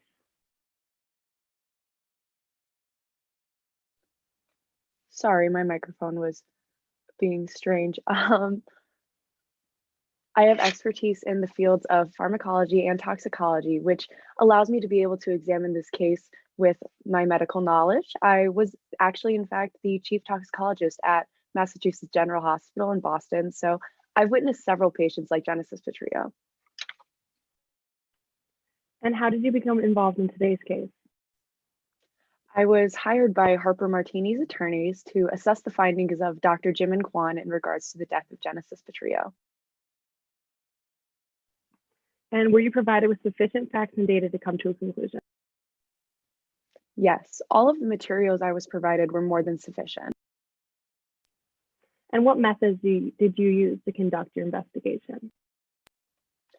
Well, I reviewed the documents and exhibits provided to me. Specifically, I reviewed exhibits 5, 6, 7, 10, and 23 for my report. I also reviewed the report of Dr. Kwan and the affidavit of Angel Rodriguez. Are these methods standard in your field? Yes, they are. And did you apply them reliably? Yes, I did. So what conclusion did you come to? Well, I concluded that there were far too many flaws in the theory that Harper Martini's wine contained the pesticide that killed Genesis Petrillo. I offered up 4 other alternatives on what could have actually been the cause of death. And how did you come to that conclusion? Well, I used my medical expertise in conjunction with extensively researching the documents provided to me. It is clear that Dr. Kwan may have rushed to judgment on the cause of Genesis. Was your conclusion reached to a degree of scientific certainty? Yes, my 4 conclusions were all reached to a degree of scientific certainty. I take great pride in my work. All right, Dr. Cannon, you mentioned 4 other alternatives of Dr. Kwan's theory. Can you explain? Yes, as I stated previously, I noticed many flaws in the theory that Dr. Kwan brought forth. I believe it is likely that Petrillo could have died from alcohol poisoning, an allergic reaction, undiagnosed hepatic disease, or that the pesticide could have been ingested through another vehicle. Although I only provided 4 alternatives to my report, there are many other possibilities that could potentially explain Petrillo's death. Can you walk me through the first conclusion you mentioned, alcohol poisoning? Yes. First, I cannot rule out that Petrillo could have simply suffered from alcohol poisoning, which is what Dr. Kwan initially suspected. And how did you form that conclusion? There were several telltale symptoms of alcohol poisoning, including nausea, vomiting, slurred speech, stomach pain, and slowed breathing. We do not know what Petrillo's peak BAC was that night. And moving on, can you explain your second conclusion? Yes, I believe that Petrillo could have potentially suffered from an allergic reaction. According to Angel Rodriguez, the wedding had a buffet and many other beverages that Mr. Petrillo could have consumed that night. And how did you form that conclusion? Sorry, is my microphone still muted or no? No, Dr. Cannon, you're good. Okay, sorry, thank you. The medical evidence provided to me did not indicate that Mr. Petrillo suffered from any allergies, but there are instances where allergies can be developed later in someone's life. The medical understanding of allergies is constantly changing, and I cannot rule out that an allergic reaction could have potentially caused Petrillo's respiratory arrest. Thank you, Dr. Cannon. And now, can you explain your third conclusion of hepatic disease? Yes, of course. So hepatic disease, which is also known as chronic liver disease, can lead to liver failure and result in symptoms present with alcohol poisoning. I'm concerned that Mr. Petrillo could have been undiagnosed. And how did you come to that conclusion? While Petrillo's medical records had no evidence of hepatic disease, this disease can occur at any point in life. And unfortunately, Petrillo did not have regular checkups, and his blood had not been tested for 3 years prior to June 8th, 2019. Now, can you explain your last conclusion? Yes, there are potentially other alternatives for how Petrillo could have ingested the pesticide, which should have been considered more from the doctors treating Petrillo in the ER. The bottle of wine did test positive for pesticide, but there's no way to confirm that it had been contaminated when Petrillo consumed it. And what results did you use to form this opinion? Well, Petrillo's results showed isofenfos organophosphate pesticate in his blood, but there are many other explanations that I considered for those results. What other results did you consider? So how the stomach works is that it produces enzymes and continues to mechanically churn to mix stomach contents.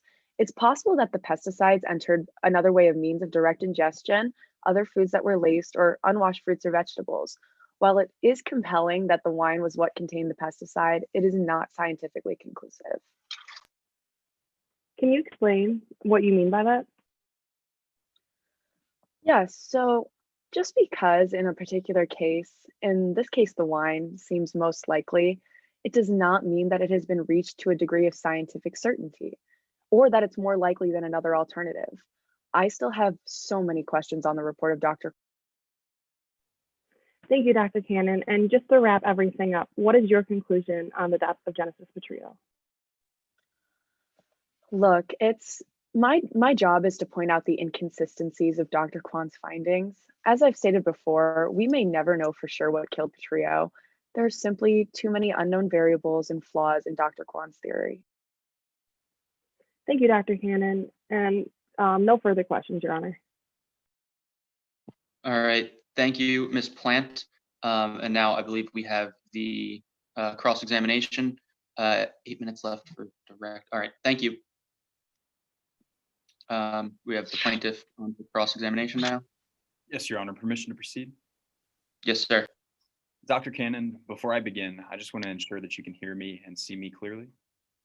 Yes, I can. Thank you. Dr. Cannon, I'd like to ask you a few questions about the details of your profession, if that's all right. Of course. You almost solely testify in cases where you're employed by the defense, correct? Yes, that's correct. And you're being paid to be here today. Yes, this is my job. Specifically $50,000 for your testimony in today's case. My fee is my fee. I am here to testify. I'm just doing my job. And one of Gardner Consulting's agencies whom you work for, their biggest clients is Detsky, Roach, and Pest Products, is it not? Yes, they're one of our biggest clients. And this company produces pesticides. Objection, Yes, Your Honor, relevance. If I may be heard, Your Honor. Yes, you may. Your Honor, this line of questioning is simply being conducted specifically to outline any possible bias behind the motivations of Dr. Cannon in today's testimony. Your Honor, if I may. Yes. What counsel is trying to elicit has nothing to do with today's case. Whether Detsky is one of Dr. Cannon's clients does not mean that the pesticide used in today's case relates to the pesticide that is produced by her client. All right. I think I'm going to overrule the objection. I'll allow the this line of questioning to go forward. Mr. Shirey, you can continue. Thank you. Thank you, Your Honor. Now, Dr. Cannon, one of Gardner's consulting agency's biggest clients is Detsky, Roach, and Rodent Killer, correct? Yes. And it would be detrimental to your business relationship with this company if pesticide was found to be responsible for the death of Genesis Petrillo. Well, while the pesticide in today's case is not the same pesticide that Detsky produces, it would be unfortunate to lose such a big client, but all of my alternatives provided today were made objectively with my own medical knowledge. They have no influence on my alternatives that I brought forth. Now, moving on to a few questions about those conclusions you derived from your analysis of Dr. Kwan's report, you presented a few different scenarios about how Genesis Petrillo could have died, correct? Yes, that's correct. Now, Dr. Cannon, specifically in regards to the claim of alcohol poisoning within the case, you've never seen anyone die with a blood alcohol content below 0.30, correct? That is correct. And the blood alcohol content of Genesis Petrillo upon admittance was 0.16%, correct? That is correct, but unfortunately, we do not know what Mr. Petrillo's peak BAC was that night. Typically, your BAC spikes immediately after alcohol consumption, and Petrillo was not tested until later on in the evening. But you could not conclude to any scientific degree of certainty that that was the case. No, I cannot, and that is what is unfortunate about this alternative, because I cannot confirm for sure, but there is still a possibility that his BAC could have been higher in the evening. And in regards to the allergic reaction, there were no signs of an allergic reaction within Mr. Petrillo, correct? No, Petrillo did not seem to display a rash or inflammation, which normally would be a symptom of an allergic reaction, but an allergic reaction could potentially explain the respiratory arrest that Petrillo suffered from. And in regards to hepatic disease, you stated this was the least likely of the alternatives. I did, in fact, state it was least likely, but just like my other alternatives, just because something seems unlikely doesn't mean it is completely impossible and you can't rule it out. Now, moving on to your final conclusion, you stated in your report that Genesis could have died from something other than the bottle being contaminated, correct? Yes, that's correct.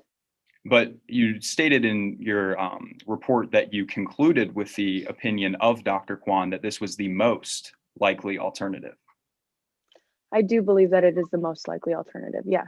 And the conclusion of Dr. Kwan in his report was that Genesis Petrillo died of organophosphate pesticide poisoning found in the bottle of Cara wine that night, correct? That is correct, but we do not know when the bottle was contaminated. Later on, the bottle was found in a garbage with empty canisters of pesticides surrounding it, it could have been contaminated after Petrillo consumed it that evening. Just to be clear, it could have been contaminated. It could have been contaminated, yes. No further questions, Your Honor. Thank you, Mr. Shirey. Ms. Plant, do you have any questions on redirect? Briefly, Your Honor. Yes, you may proceed. Dr. Cannon, can you explain what you mean when you say most likely? When I say most likely, with all of my alternatives, although some of them may seem more likely than the others, I mean that nothing can be ruled out in these cases. I believe that Dr. Kwan rushed to judgment and that more tests should have been done. Things should have been looked at much more closely than they were, and that any of these alternatives could have simply happened. Just because one is more likely than the other doesn't mean it's impossible. Thank you, Your Honor. No further questions. All right, thank you, Ms. Plant. Mr. Shirey, do you have anything on recross? No further recross, Your Honor. Thank you. All right, thank you. Doctor, I can't see what your name was, but you're free to go. Obviously, you can stay in the chat, watch the remainder of the trial. Thank you for your testimony. And now I believe it's time for one final witness on behalf of the defense. Who do we have? Yes, Your Honor. At this time, the defense calls Harper Martini to the stand. Yes, thank you, Mr. Lateral. And who do we have on behalf of the plaintiffs? I'm now on my phone, so I can only see one person at a time. Who do we Yes, have on Your behalf? Honor, I will be conducting the cross-examination. All right, thank you, Mr. Davis. Mr. Lateral, you may proceed with your direct examination. Yes, Your Honor. Mr. Martini. Oh, you are there. Yes, I am here. Okay. All right. Could you please state your name for the court, spelling the last? My name is Harper Martini, M-A-R-T-I-N-I. And can you tell us a little bit about yourself, Mr. Martini? Well, I have quite a long resume, but I'll keep it short. I'm a working dad, the owner and manager of Peony Estates Winery, and a side bread and breakfast business. All of which started due to my passion for wine and due to winemaking running in my family. According to Casey, I'm a wine mom in the truest sense. Do you have any experience with winemaking other than your heritage and your passion? Yeah, I didn't want to bore you with the details because of how, frankly, extensive my resume is. But I graduated with a degree in horticulture and business from Midland State in 1990. I have worked in the wine industry for decades. I would say my fatherhood is powered by my love for Casey and sustained by my wine and wine industry that I run. How did you come to own Peony Estates? I saw an opportunity in the Midlands because I noticed Midlands wine production taking off. And with my unique sets of skills and experiences, I knew I would succeed if I opened one up. So in January 2015, I quit my job, got a startup business loan, and then proceeded to open up Peony Estates and Winery and Bread and Breakfast in the same month. I'm really proud of what I've made, especially the bread and breakfast business. I have Casey to thank for that. You mentioned running the bed and breakfast business. Does the winery support any other types of business? Yeah, we also operate as a wedding venue. I mean, who wouldn't want to get married at a vineyard? I remember asking my late husband about it, but that cheapskate wanted a basic traditional chapel wedding. So I thought, why not fulfill the dreams of other young brides and grooms? Everything was going fine. Well, we were until Genesis. Oh my God, even in death, he has it out for me. Ms. Martini, bringing you back, how do you know Genesis Petrillo? I apologize. I met Genesis via Casey in 2012. I initially thought them only to be friends, but later when I learned they were dating, I was shocked.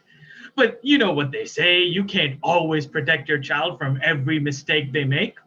So from the very first moment Casey brought him home, Genesis seemed to have no other purpose than in life than to insult my winery, my hard work, or me. Every conversation left me exhausted. Why was there animosity between the two of you?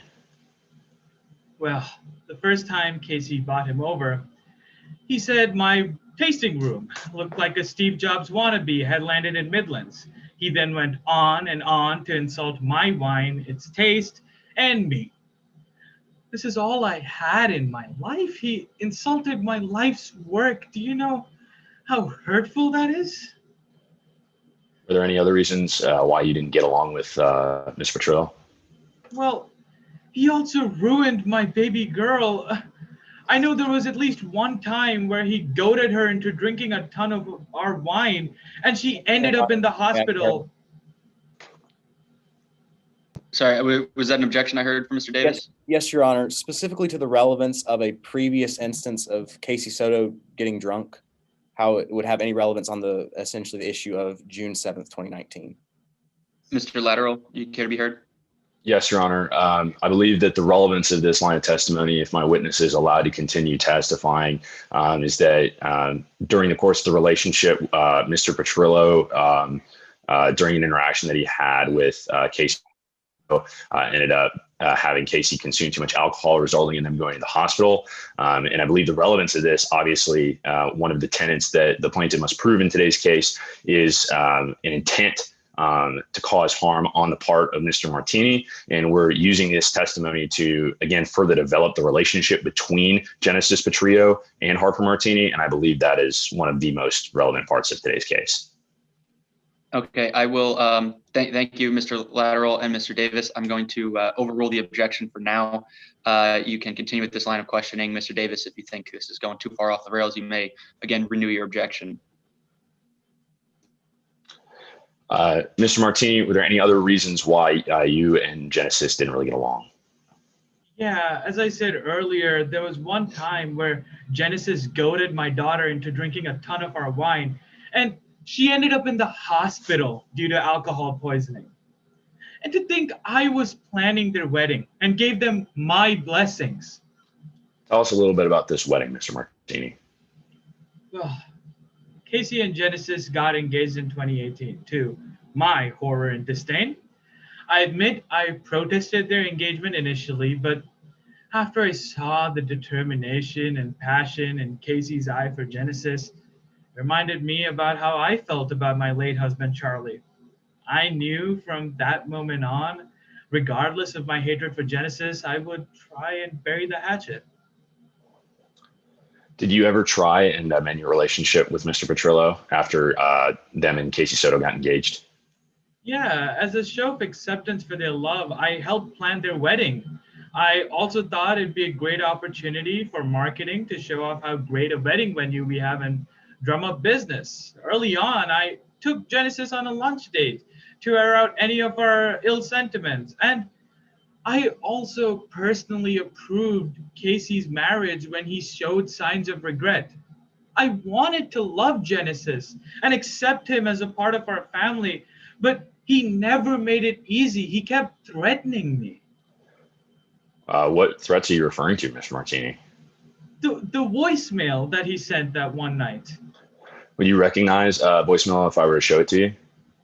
I would at any point in time. Permission, Your Honor, to share my screen and pull up Exhibit 8. Mr. Davis, do you have any objection? Your Honor, this exhibit's already been entered as per stipulation 3, so no objection. All right, thank you. Yes, you may share your screen, Mr. Lateral.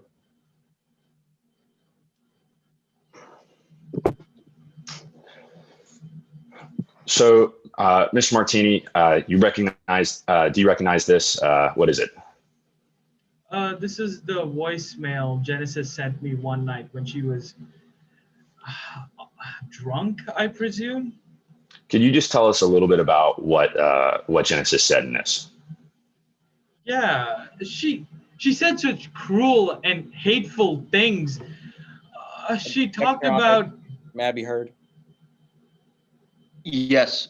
Your Honor, this is speculation on the witness that this statement was made in a hateful manner. That would be going to the mindset of Genesis Petrillo when this statement is made, and as such would be improper.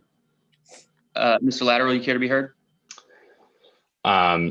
Your Honor, I don't believe that my witness is going and delving into the mindset of Genesis Petrillo. I asked him what these statements meant to him. I believe he's merely testifying to his perception of what the statements were. And as such, I don't believe that Him saying he thought they were hateful, I think that's his own opinion, and I think he is more than able to testify to that. Your Honor, may Yes, Mr. Davis. the witness testified that these statements were so hateful, and essentially that would be going to the mental state of Genesis when these statements were made and would be improper. Yes, I think I tend to agree with Mr. Davis here. I will sustain his objection. Mr. Lateral, you may continue with your line of questioning. Yes, Your Honor. Again, Mr. Martini, can you just summarize again some of the things that Genesis said to you in this voicemail? Yeah, Genesis said he planned to bar me from ever seeing my grandkids or my daughter, promising to never let me see them again. He also called my winery sad and that I'd die alone. Sad? Can you believe he called me sad? All right. Now taking that down. So moving on, Mr. Martini, again, what did you do after that? You heard that voicemail. Well, I was obviously furious. He told me he wanted to take my daughter away. But then I remembered my promise to Casey and to prioritize her happiness over my own. I wanted to genuinely bury the hatchet and make peace with her. So I tried to put a peace plan into action. How did you try and mend your relationship with Mr. Petrillo? As I said earlier, I tried to make a peace plan with her. And so I wanted to make sure the peace plan would be both flashy and have a Peony Estates twist on it. I also wanted to prove to Genesis how superior my wine truly is. Therefore, I decided to gift him with the wine unique to his pretentious tastes. It was called Cara, a blend I decided would be best to give him during the rehearsal dinner so that Casey would get a bird's eye view on my attempt to bury the hatchet. That's time, Your Honor. I'm sorry, we just got a little bit of feedback there. Is everyone That all was good? time, Your Honor. Oh, that was time. All right. So now, I guess, Mr. Davis, do you have any cross-examination? Thank you for bringing the time issue to my attention. Yes, Your Honor. Permission to proceed? Yes, you may. Now, Mr. Martini, before we begin, just want to make sure that you can hear me and see me clearly. I can. Now, first, I'd like to talk with you about some of the things you said on direct examination. Now, you said that you viewed Genesis as a threat to your relationship with your daughter, right? I viewed her as a threat initially, but later on, when Casey talked to me about how much she loved him, I knew my hatred held no place in their love, so I had to forgo it. Mr. Martini, you actually hated Genesis Petrillo, in your own words, right? I did, but I knew my love for Casey triumphed my hatred for her, hatred for him. In fact, like you said on direct, you were furious at Genesis, right? Earlier on, I was furious, I admit. No. Genesis pushed my button, but I tried to make peace with him. I wanted him to be a part of the family. We'll get to what you did later on closer to the wedding, but first, I'd like to talk with you a little bit about Peony Estates. Now, you are the owner of Peony Estates, right? Yes. You're very familiar with winemaking, right? Yeah, I spent decades in the business. Now, you know what wine's supposed to smell like, right? Yes, I do. You know what it's supposed to taste like? Yes, I do. And you're aware that if organophosphate poisoning was put into a glass of wine, someone wouldn't be able to smell the difference, right? Yeah, I would. We had an incident in the winery once where one of my staff employee had drank one of our wines that was infested with pesticide. And so after seeing the horrible event that took place where he almost went to the hospital, I made sure to never let pesticides infest our wine again. I wanted to keep our wine as clean as possible and make sure every one of my staff was safe.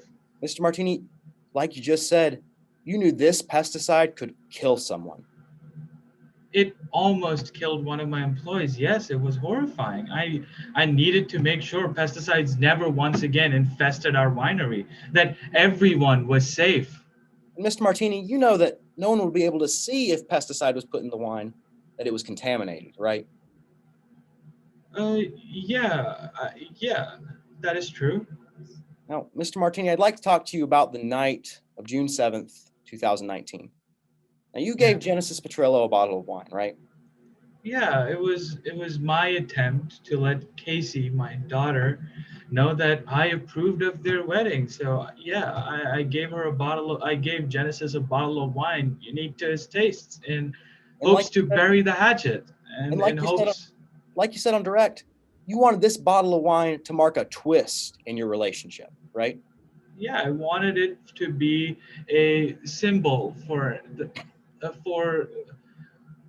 smoothing over our relationship. I wanted Genesis to know that I was committed to try my side for Mr. Martini, Casey. directing you back to the night of June 7th, that was the only bottle of Cara wine you ever gave, correct? Yeah, it was a unique gift. I wanted it to be a special occasion. I didn't want to give him the other bottles of wine that we had because I knew that wasn't enough of a gift. It wasn't enough of an auspicious moment. Right, Mr. Martini. And as the owner of Peonia Estates, you have access to the whole vineyard, right? Yes, I do. You have access to where the pesticide is stored on your property, right? I do. Now, Mr. Martini, I'd like to ask you about one more thing. Now, you talked about on direct how you had a meeting with Genesis Petrillo prior to the wedding, right? A lunch date, as you put it. Yes.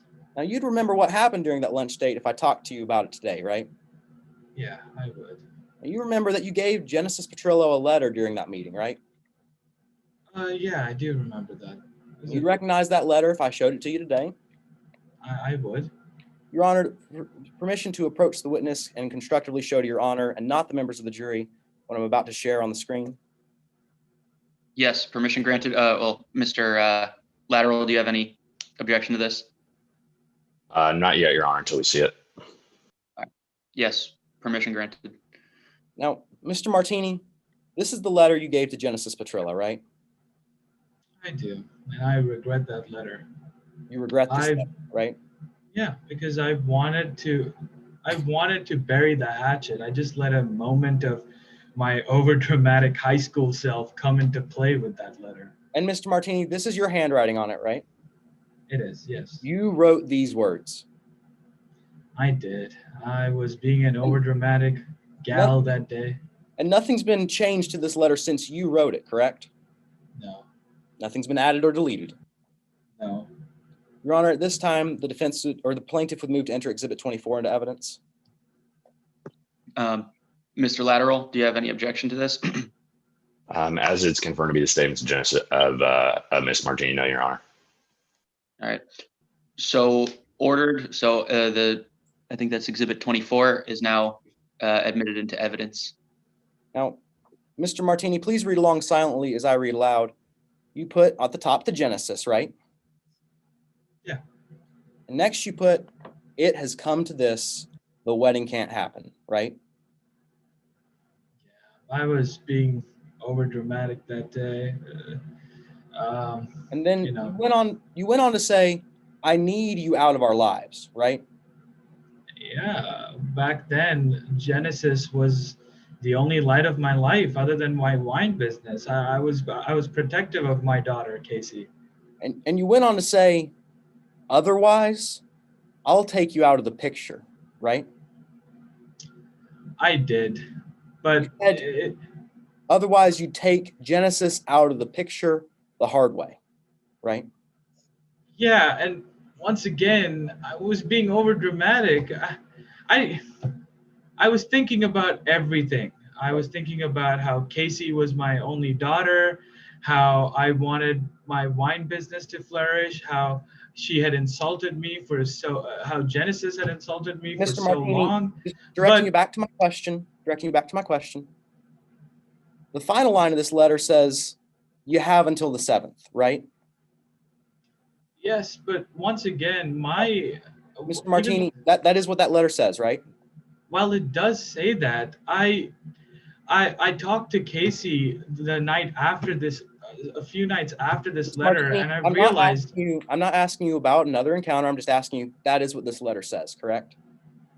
It does, but once again, Just one more question. Genesis Petrillo died on June 7th, 2019, correct? I was informed by the doctors that she Your Honor, died somewhere next morning. No further questions, Your Honor. Thank you. And I believe we have run out of time for direct examination for the defense. So unfortunately, Mr. Latterall, you won't have time for a redirect. Do we have any further witnesses for the defense? No, Your Honor. Defense rests his case, Chief. All right, thank you. Now, I don't know, do we take a recess before closing arguments, or? We can, Your Honor, but it's at your discretion. Your Honor, the defense would ask for just a brief 2 or 3 minute break just to prepare documents for closing arguments so they can be shared with the jury. Okay, I'm okay with that. We'll take another 3-minute recess and resume in just a few minutes. I'm on my phone right now. I'm going to try and reboot the internet on my computer, and hopefully I could do that in the next couple minutes, and we will be ready to go with closing arguments. Thank you for all your help so far, everyone. Great job. Thank you.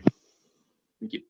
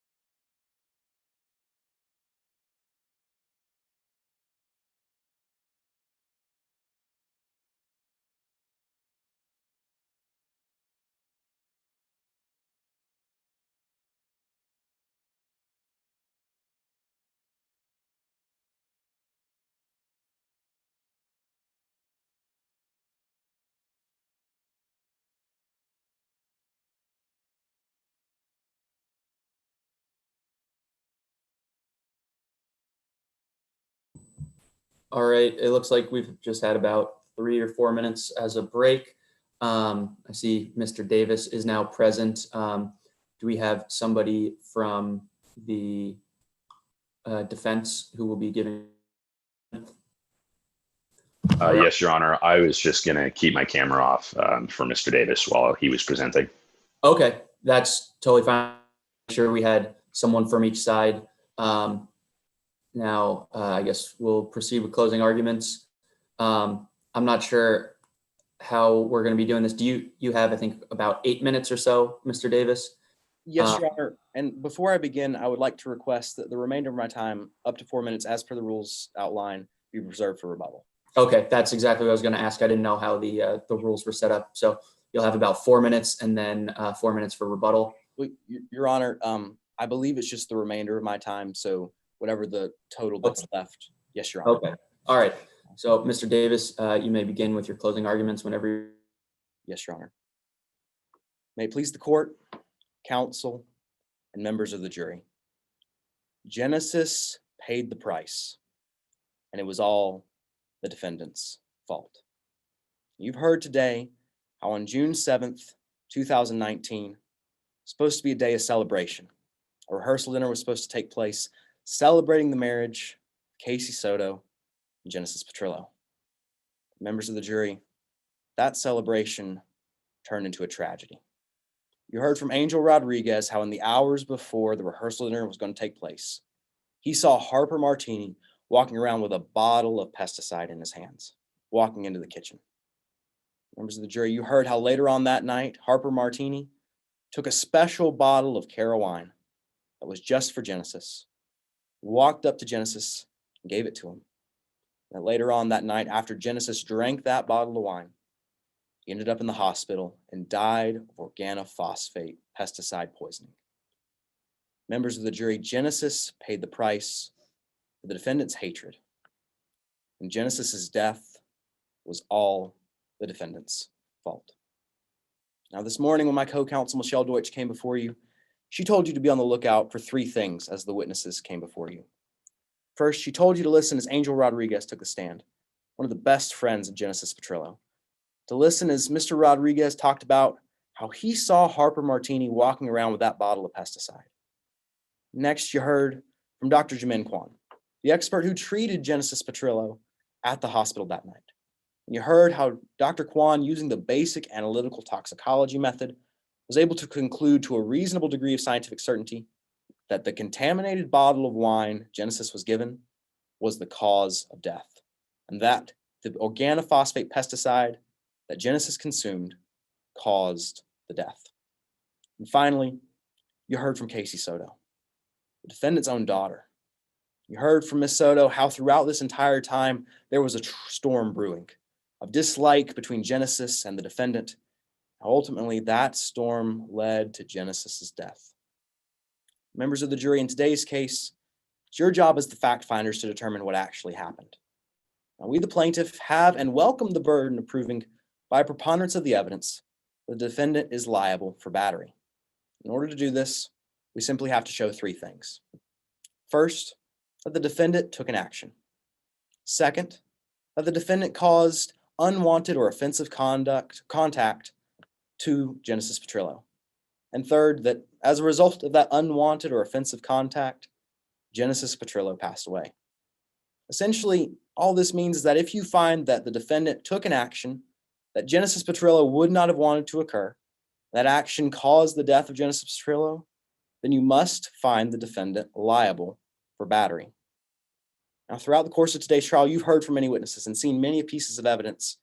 Let's go back through that evidence so we can get a clear picture of what actually took place on June 7th, 2019, and who's ultimately responsible for Genesis's death. Now, first, was there an act on the part of the defendant? We heard from Casey Soto, Alex Rodriguez, and even the defendant said that the defendant walked up to Genesis Petrillo and sat down that bottle of wine. Members of the jury, that's the act here. The defendant made the action that resulted in the unwanted contact. Now, that brings us to the second element of the crime, or of the tort in today's case, and that of intent. Did the defendant intend for offensive or unwanted contact to occur to Genesis Petrillo? Members of the jury, think back to what Angel Rodriguez said. Why would the defendant be walking around with a bottle of pesticide just a couple hours before her daughter's rehearsal dinner? It wasn't like the defendant was going to go out to the vineyard and start spraying crops for bugs. We're going to go try and clean out the kitchen. No, members of the jury, the defendant knew what he was doing. He took that pesticide. You heard from Dr. Kwan that that pesticide ended up in the bottle of wine that Genesis drank, and that the wine Genesis drank from that bottle was contaminated with organophosphate pesticide, the same pesticide that Harper Martini had access to on the day that Genesis died. Members of the jury, that's not all that you heard today. You heard when the defendant took the stand. When the defendant appeared before you, he told you about a letter he wrote to Genesis Petrillo. Members of the jury, look at this letter. What does it say? It says, the wedding can't happen. I'm going to take you out of the picture the hard way. Members of the jury, when you go back into that jury room, I want you to pay close attention to the bottom of this letter. Look at the date on this note. It says the 7th. Genesis Petrillo was poisoned on June 7th, 2019, and died only a few hours later. Members of the jury, the defendant intended for this to happen, and he carried out the intentions towards Genesis Petrillo. Finally, members of the jury, the last element of the crime is cause. Essentially, you heard from Dr. Kwan how the poison that Genesis Petrillo consumed was the cause of death. That the defendant, by his actions, took that bottle of wine that was poisoned, gave it to Genesis, and Genesis ultimately died. Members of the jury, Genesis's death is all the defendant's fault. Genesis Petrillo didn't deserve this. He ultimately paid the price with his life because Harper Martini, in his own words, like he said on cross-examination, viewed the defendant as a threat to his daughter's relationship with himself.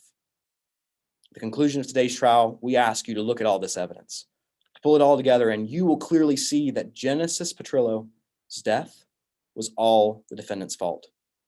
So at the conclusion of today's trial, I ask you to do the right thing. Hold the defendant liable for his actions because it was all the defendant's fault. Thank you. All right, thank you, Mr. Davis. It looks like you have a minute and 20 seconds or so for rebuttal. First, we have Mr. Lateral closing for the defense. Mr. Lateral, you may begin when. Thank you, Your Honor. May it please the court, opposing counsel, ladies and gentlemen of the jury. Caring father, competitive businessman, convenient target. Now, ladies and gentlemen, opposing counsel just got up before you and tried to spin you a story. They tried to spin this fairy tale that Harper Martini, the loving father of Casey Soto and owner of Peony Estates Winery, somehow acted intentionally to kill Genesis Petrillo. But what you have clearly seen through all of the evidence that was presented in court today is that that is nowhere near reality. The reality is they are using Mr. Martini as a convenient target for their lack of a case. Now, per case law, Burdett v. Copenhagen, in order to succeed in today's case, plaintiff must prove to you by a preponderance of the evidence that there was an act by the defendant, that act was intended to cause harm, and that harmful contact actually occurred.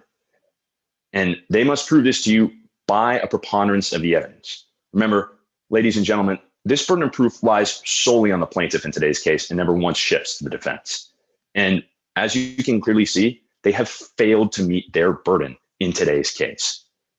First, let's talk about the harmful contact that supposedly occurred. You heard from Dr. Cannon, who came up and told you that there are a multitude of plausible explanations for Genesis Petrillo's death besides organophosphate poisoning. She told you that it is incredibly likely that they died due to alcohol poisoning, a fact that would be supported by the multiple witnesses who testified here in court today that Genesis Petrillo drank a large amount of alcohol on the 7th.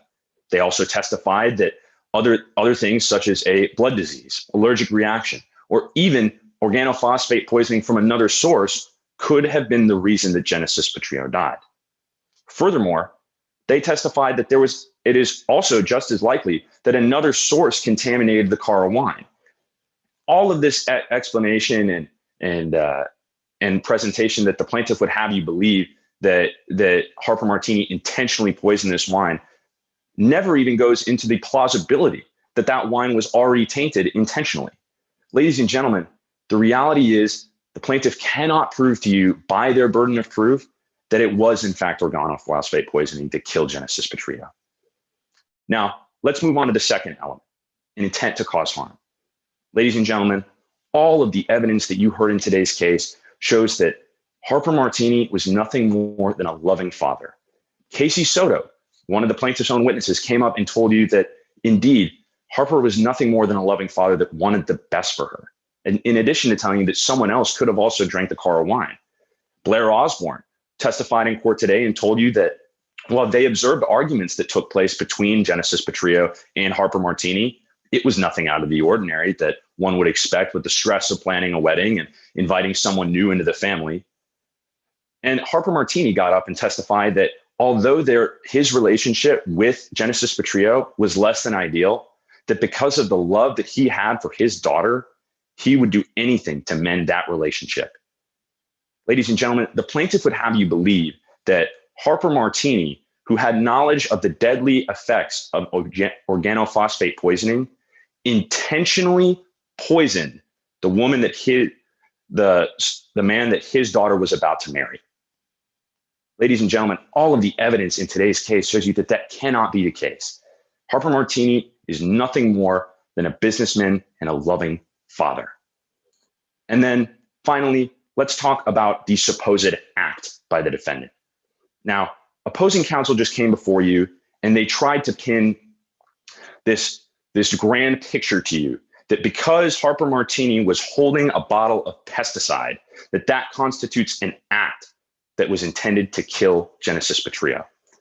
They told you that it was Angel Rodriguez that saw Harper Martini carrying this pesticide. But Angel Rodriguez never saw what Harper Martini did with that bottle of pesticide. And furthermore, Angel Rodriguez got before you and told you that he was intoxicated the entire night.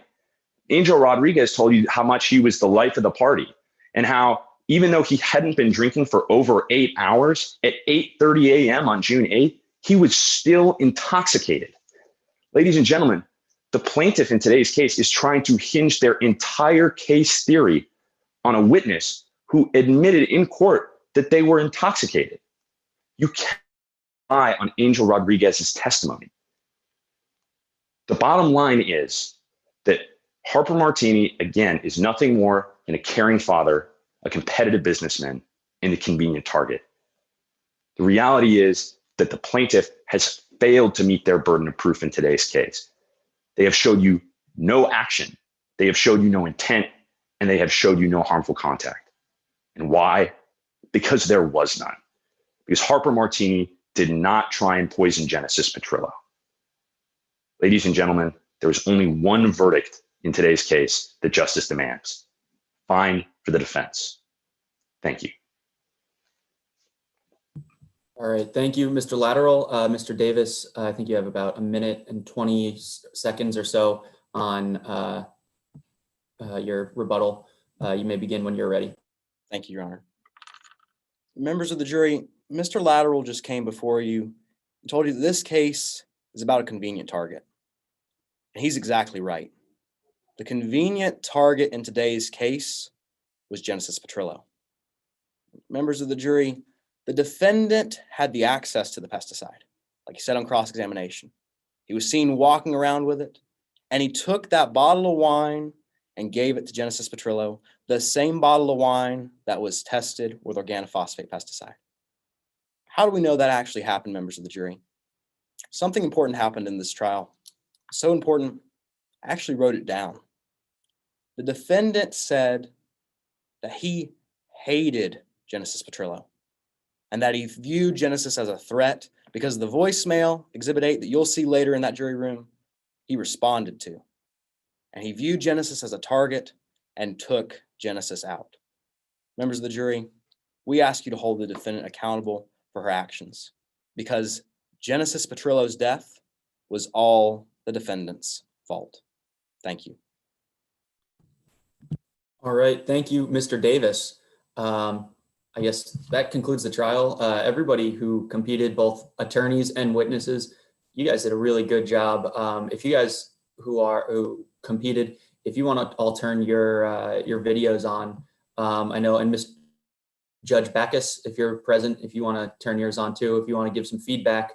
I've been doing a lot of talking, so Judge Backus, start with that would be great if you're ready. I don't mean to put you on the spot, but No, you're good. For sure. Yeah. Like presiding Judge Olson said, you guys did a great job. I guess my name is Dakota. I'm a 3L here at Wake. I did undergrad mock, and then I'm on our trial team here at Wake. So I know what you guys are going through, and I'm learning, like you guys are, what it's like to compete virtually. So I definitely think you guys did a great job with changing over to this format. But I won't keep you guys for long. I've just got a couple things, just general things that all of you can like work on and to think about. Just off the bat, for a lot of the witnesses, try not to feel so scripted and so like, make it feel more natural and conversational. There were a few times that it seemed like you were literally going word for word from like what you've been doing, which is fine, but just try to see more conversational. So on one, and this was just because it was a good example of it. So for Dalton and Taylor, so for when you've got that expert, try even more. I know you were trying to do it, but try even more to quote unquote dumb it down. Taylor was really believable as a doctor. And like she would say words and like technical jargon a lot. And you've got to to dumb that down a little bit just so the jury can understand it. Because there was one where you said one word and the next three questions I wasn't even listening to because I was like, what does that even mean? So try and like dumb that down a little bit. And I know you tried that and it's hard to do. So that's just something there. Make sure on crosses, you guys got better as it went on. Make sure you were getting that yes or no. There were some that you would get the yes and then they keep explaining and just redirect them back until you get your yes or no. Just a lot of little stuff like that. It was very good. One note, I would reevaluate, and Kevin, obviously give your thoughts on this, but I would reevaluate the hostile with Soto. I don't know. I would just think back on it. I don't know this case. This is the first time I've seen it. I would just look back at it and see, get comments from other people and see what you guys think and maybe reevaluate if that's the path you want to go down. But overall, good job, y'all. And I'll pass it back over to Kevin. yeah. So Dakota, appreciate all that feedback. So I guess just to introduce myself, I probably should have done that at the beginning, but my name is Kevin Olson. I graduated from Wake Law in 2019. I'm now practicing as an assistant district attorney here in Winston-Salem. So, I spend most of my days inside a courtroom, do a lot of misdemeanor trials and whatnot. So I've been, I did trial bar and ZLIF competition, which I guess if you guys go to law school and specifically you don't know what that is. But so I did a little bit of trial experience in school. And then, now I do criminal trials, a lot of trial work, and I'm in the courtroom a lot. And you guys, honestly, really did a great job, better than some of the attorneys that I practice against. So I would, if this is something you really want to do, I think you guys all have a great head start on it.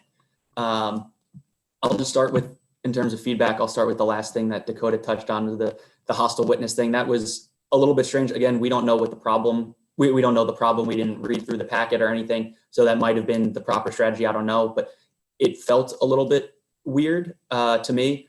But it was, I think whoever was playing Miss Soto, you really leaned into it at least, which I thought was good, really committing to the bit.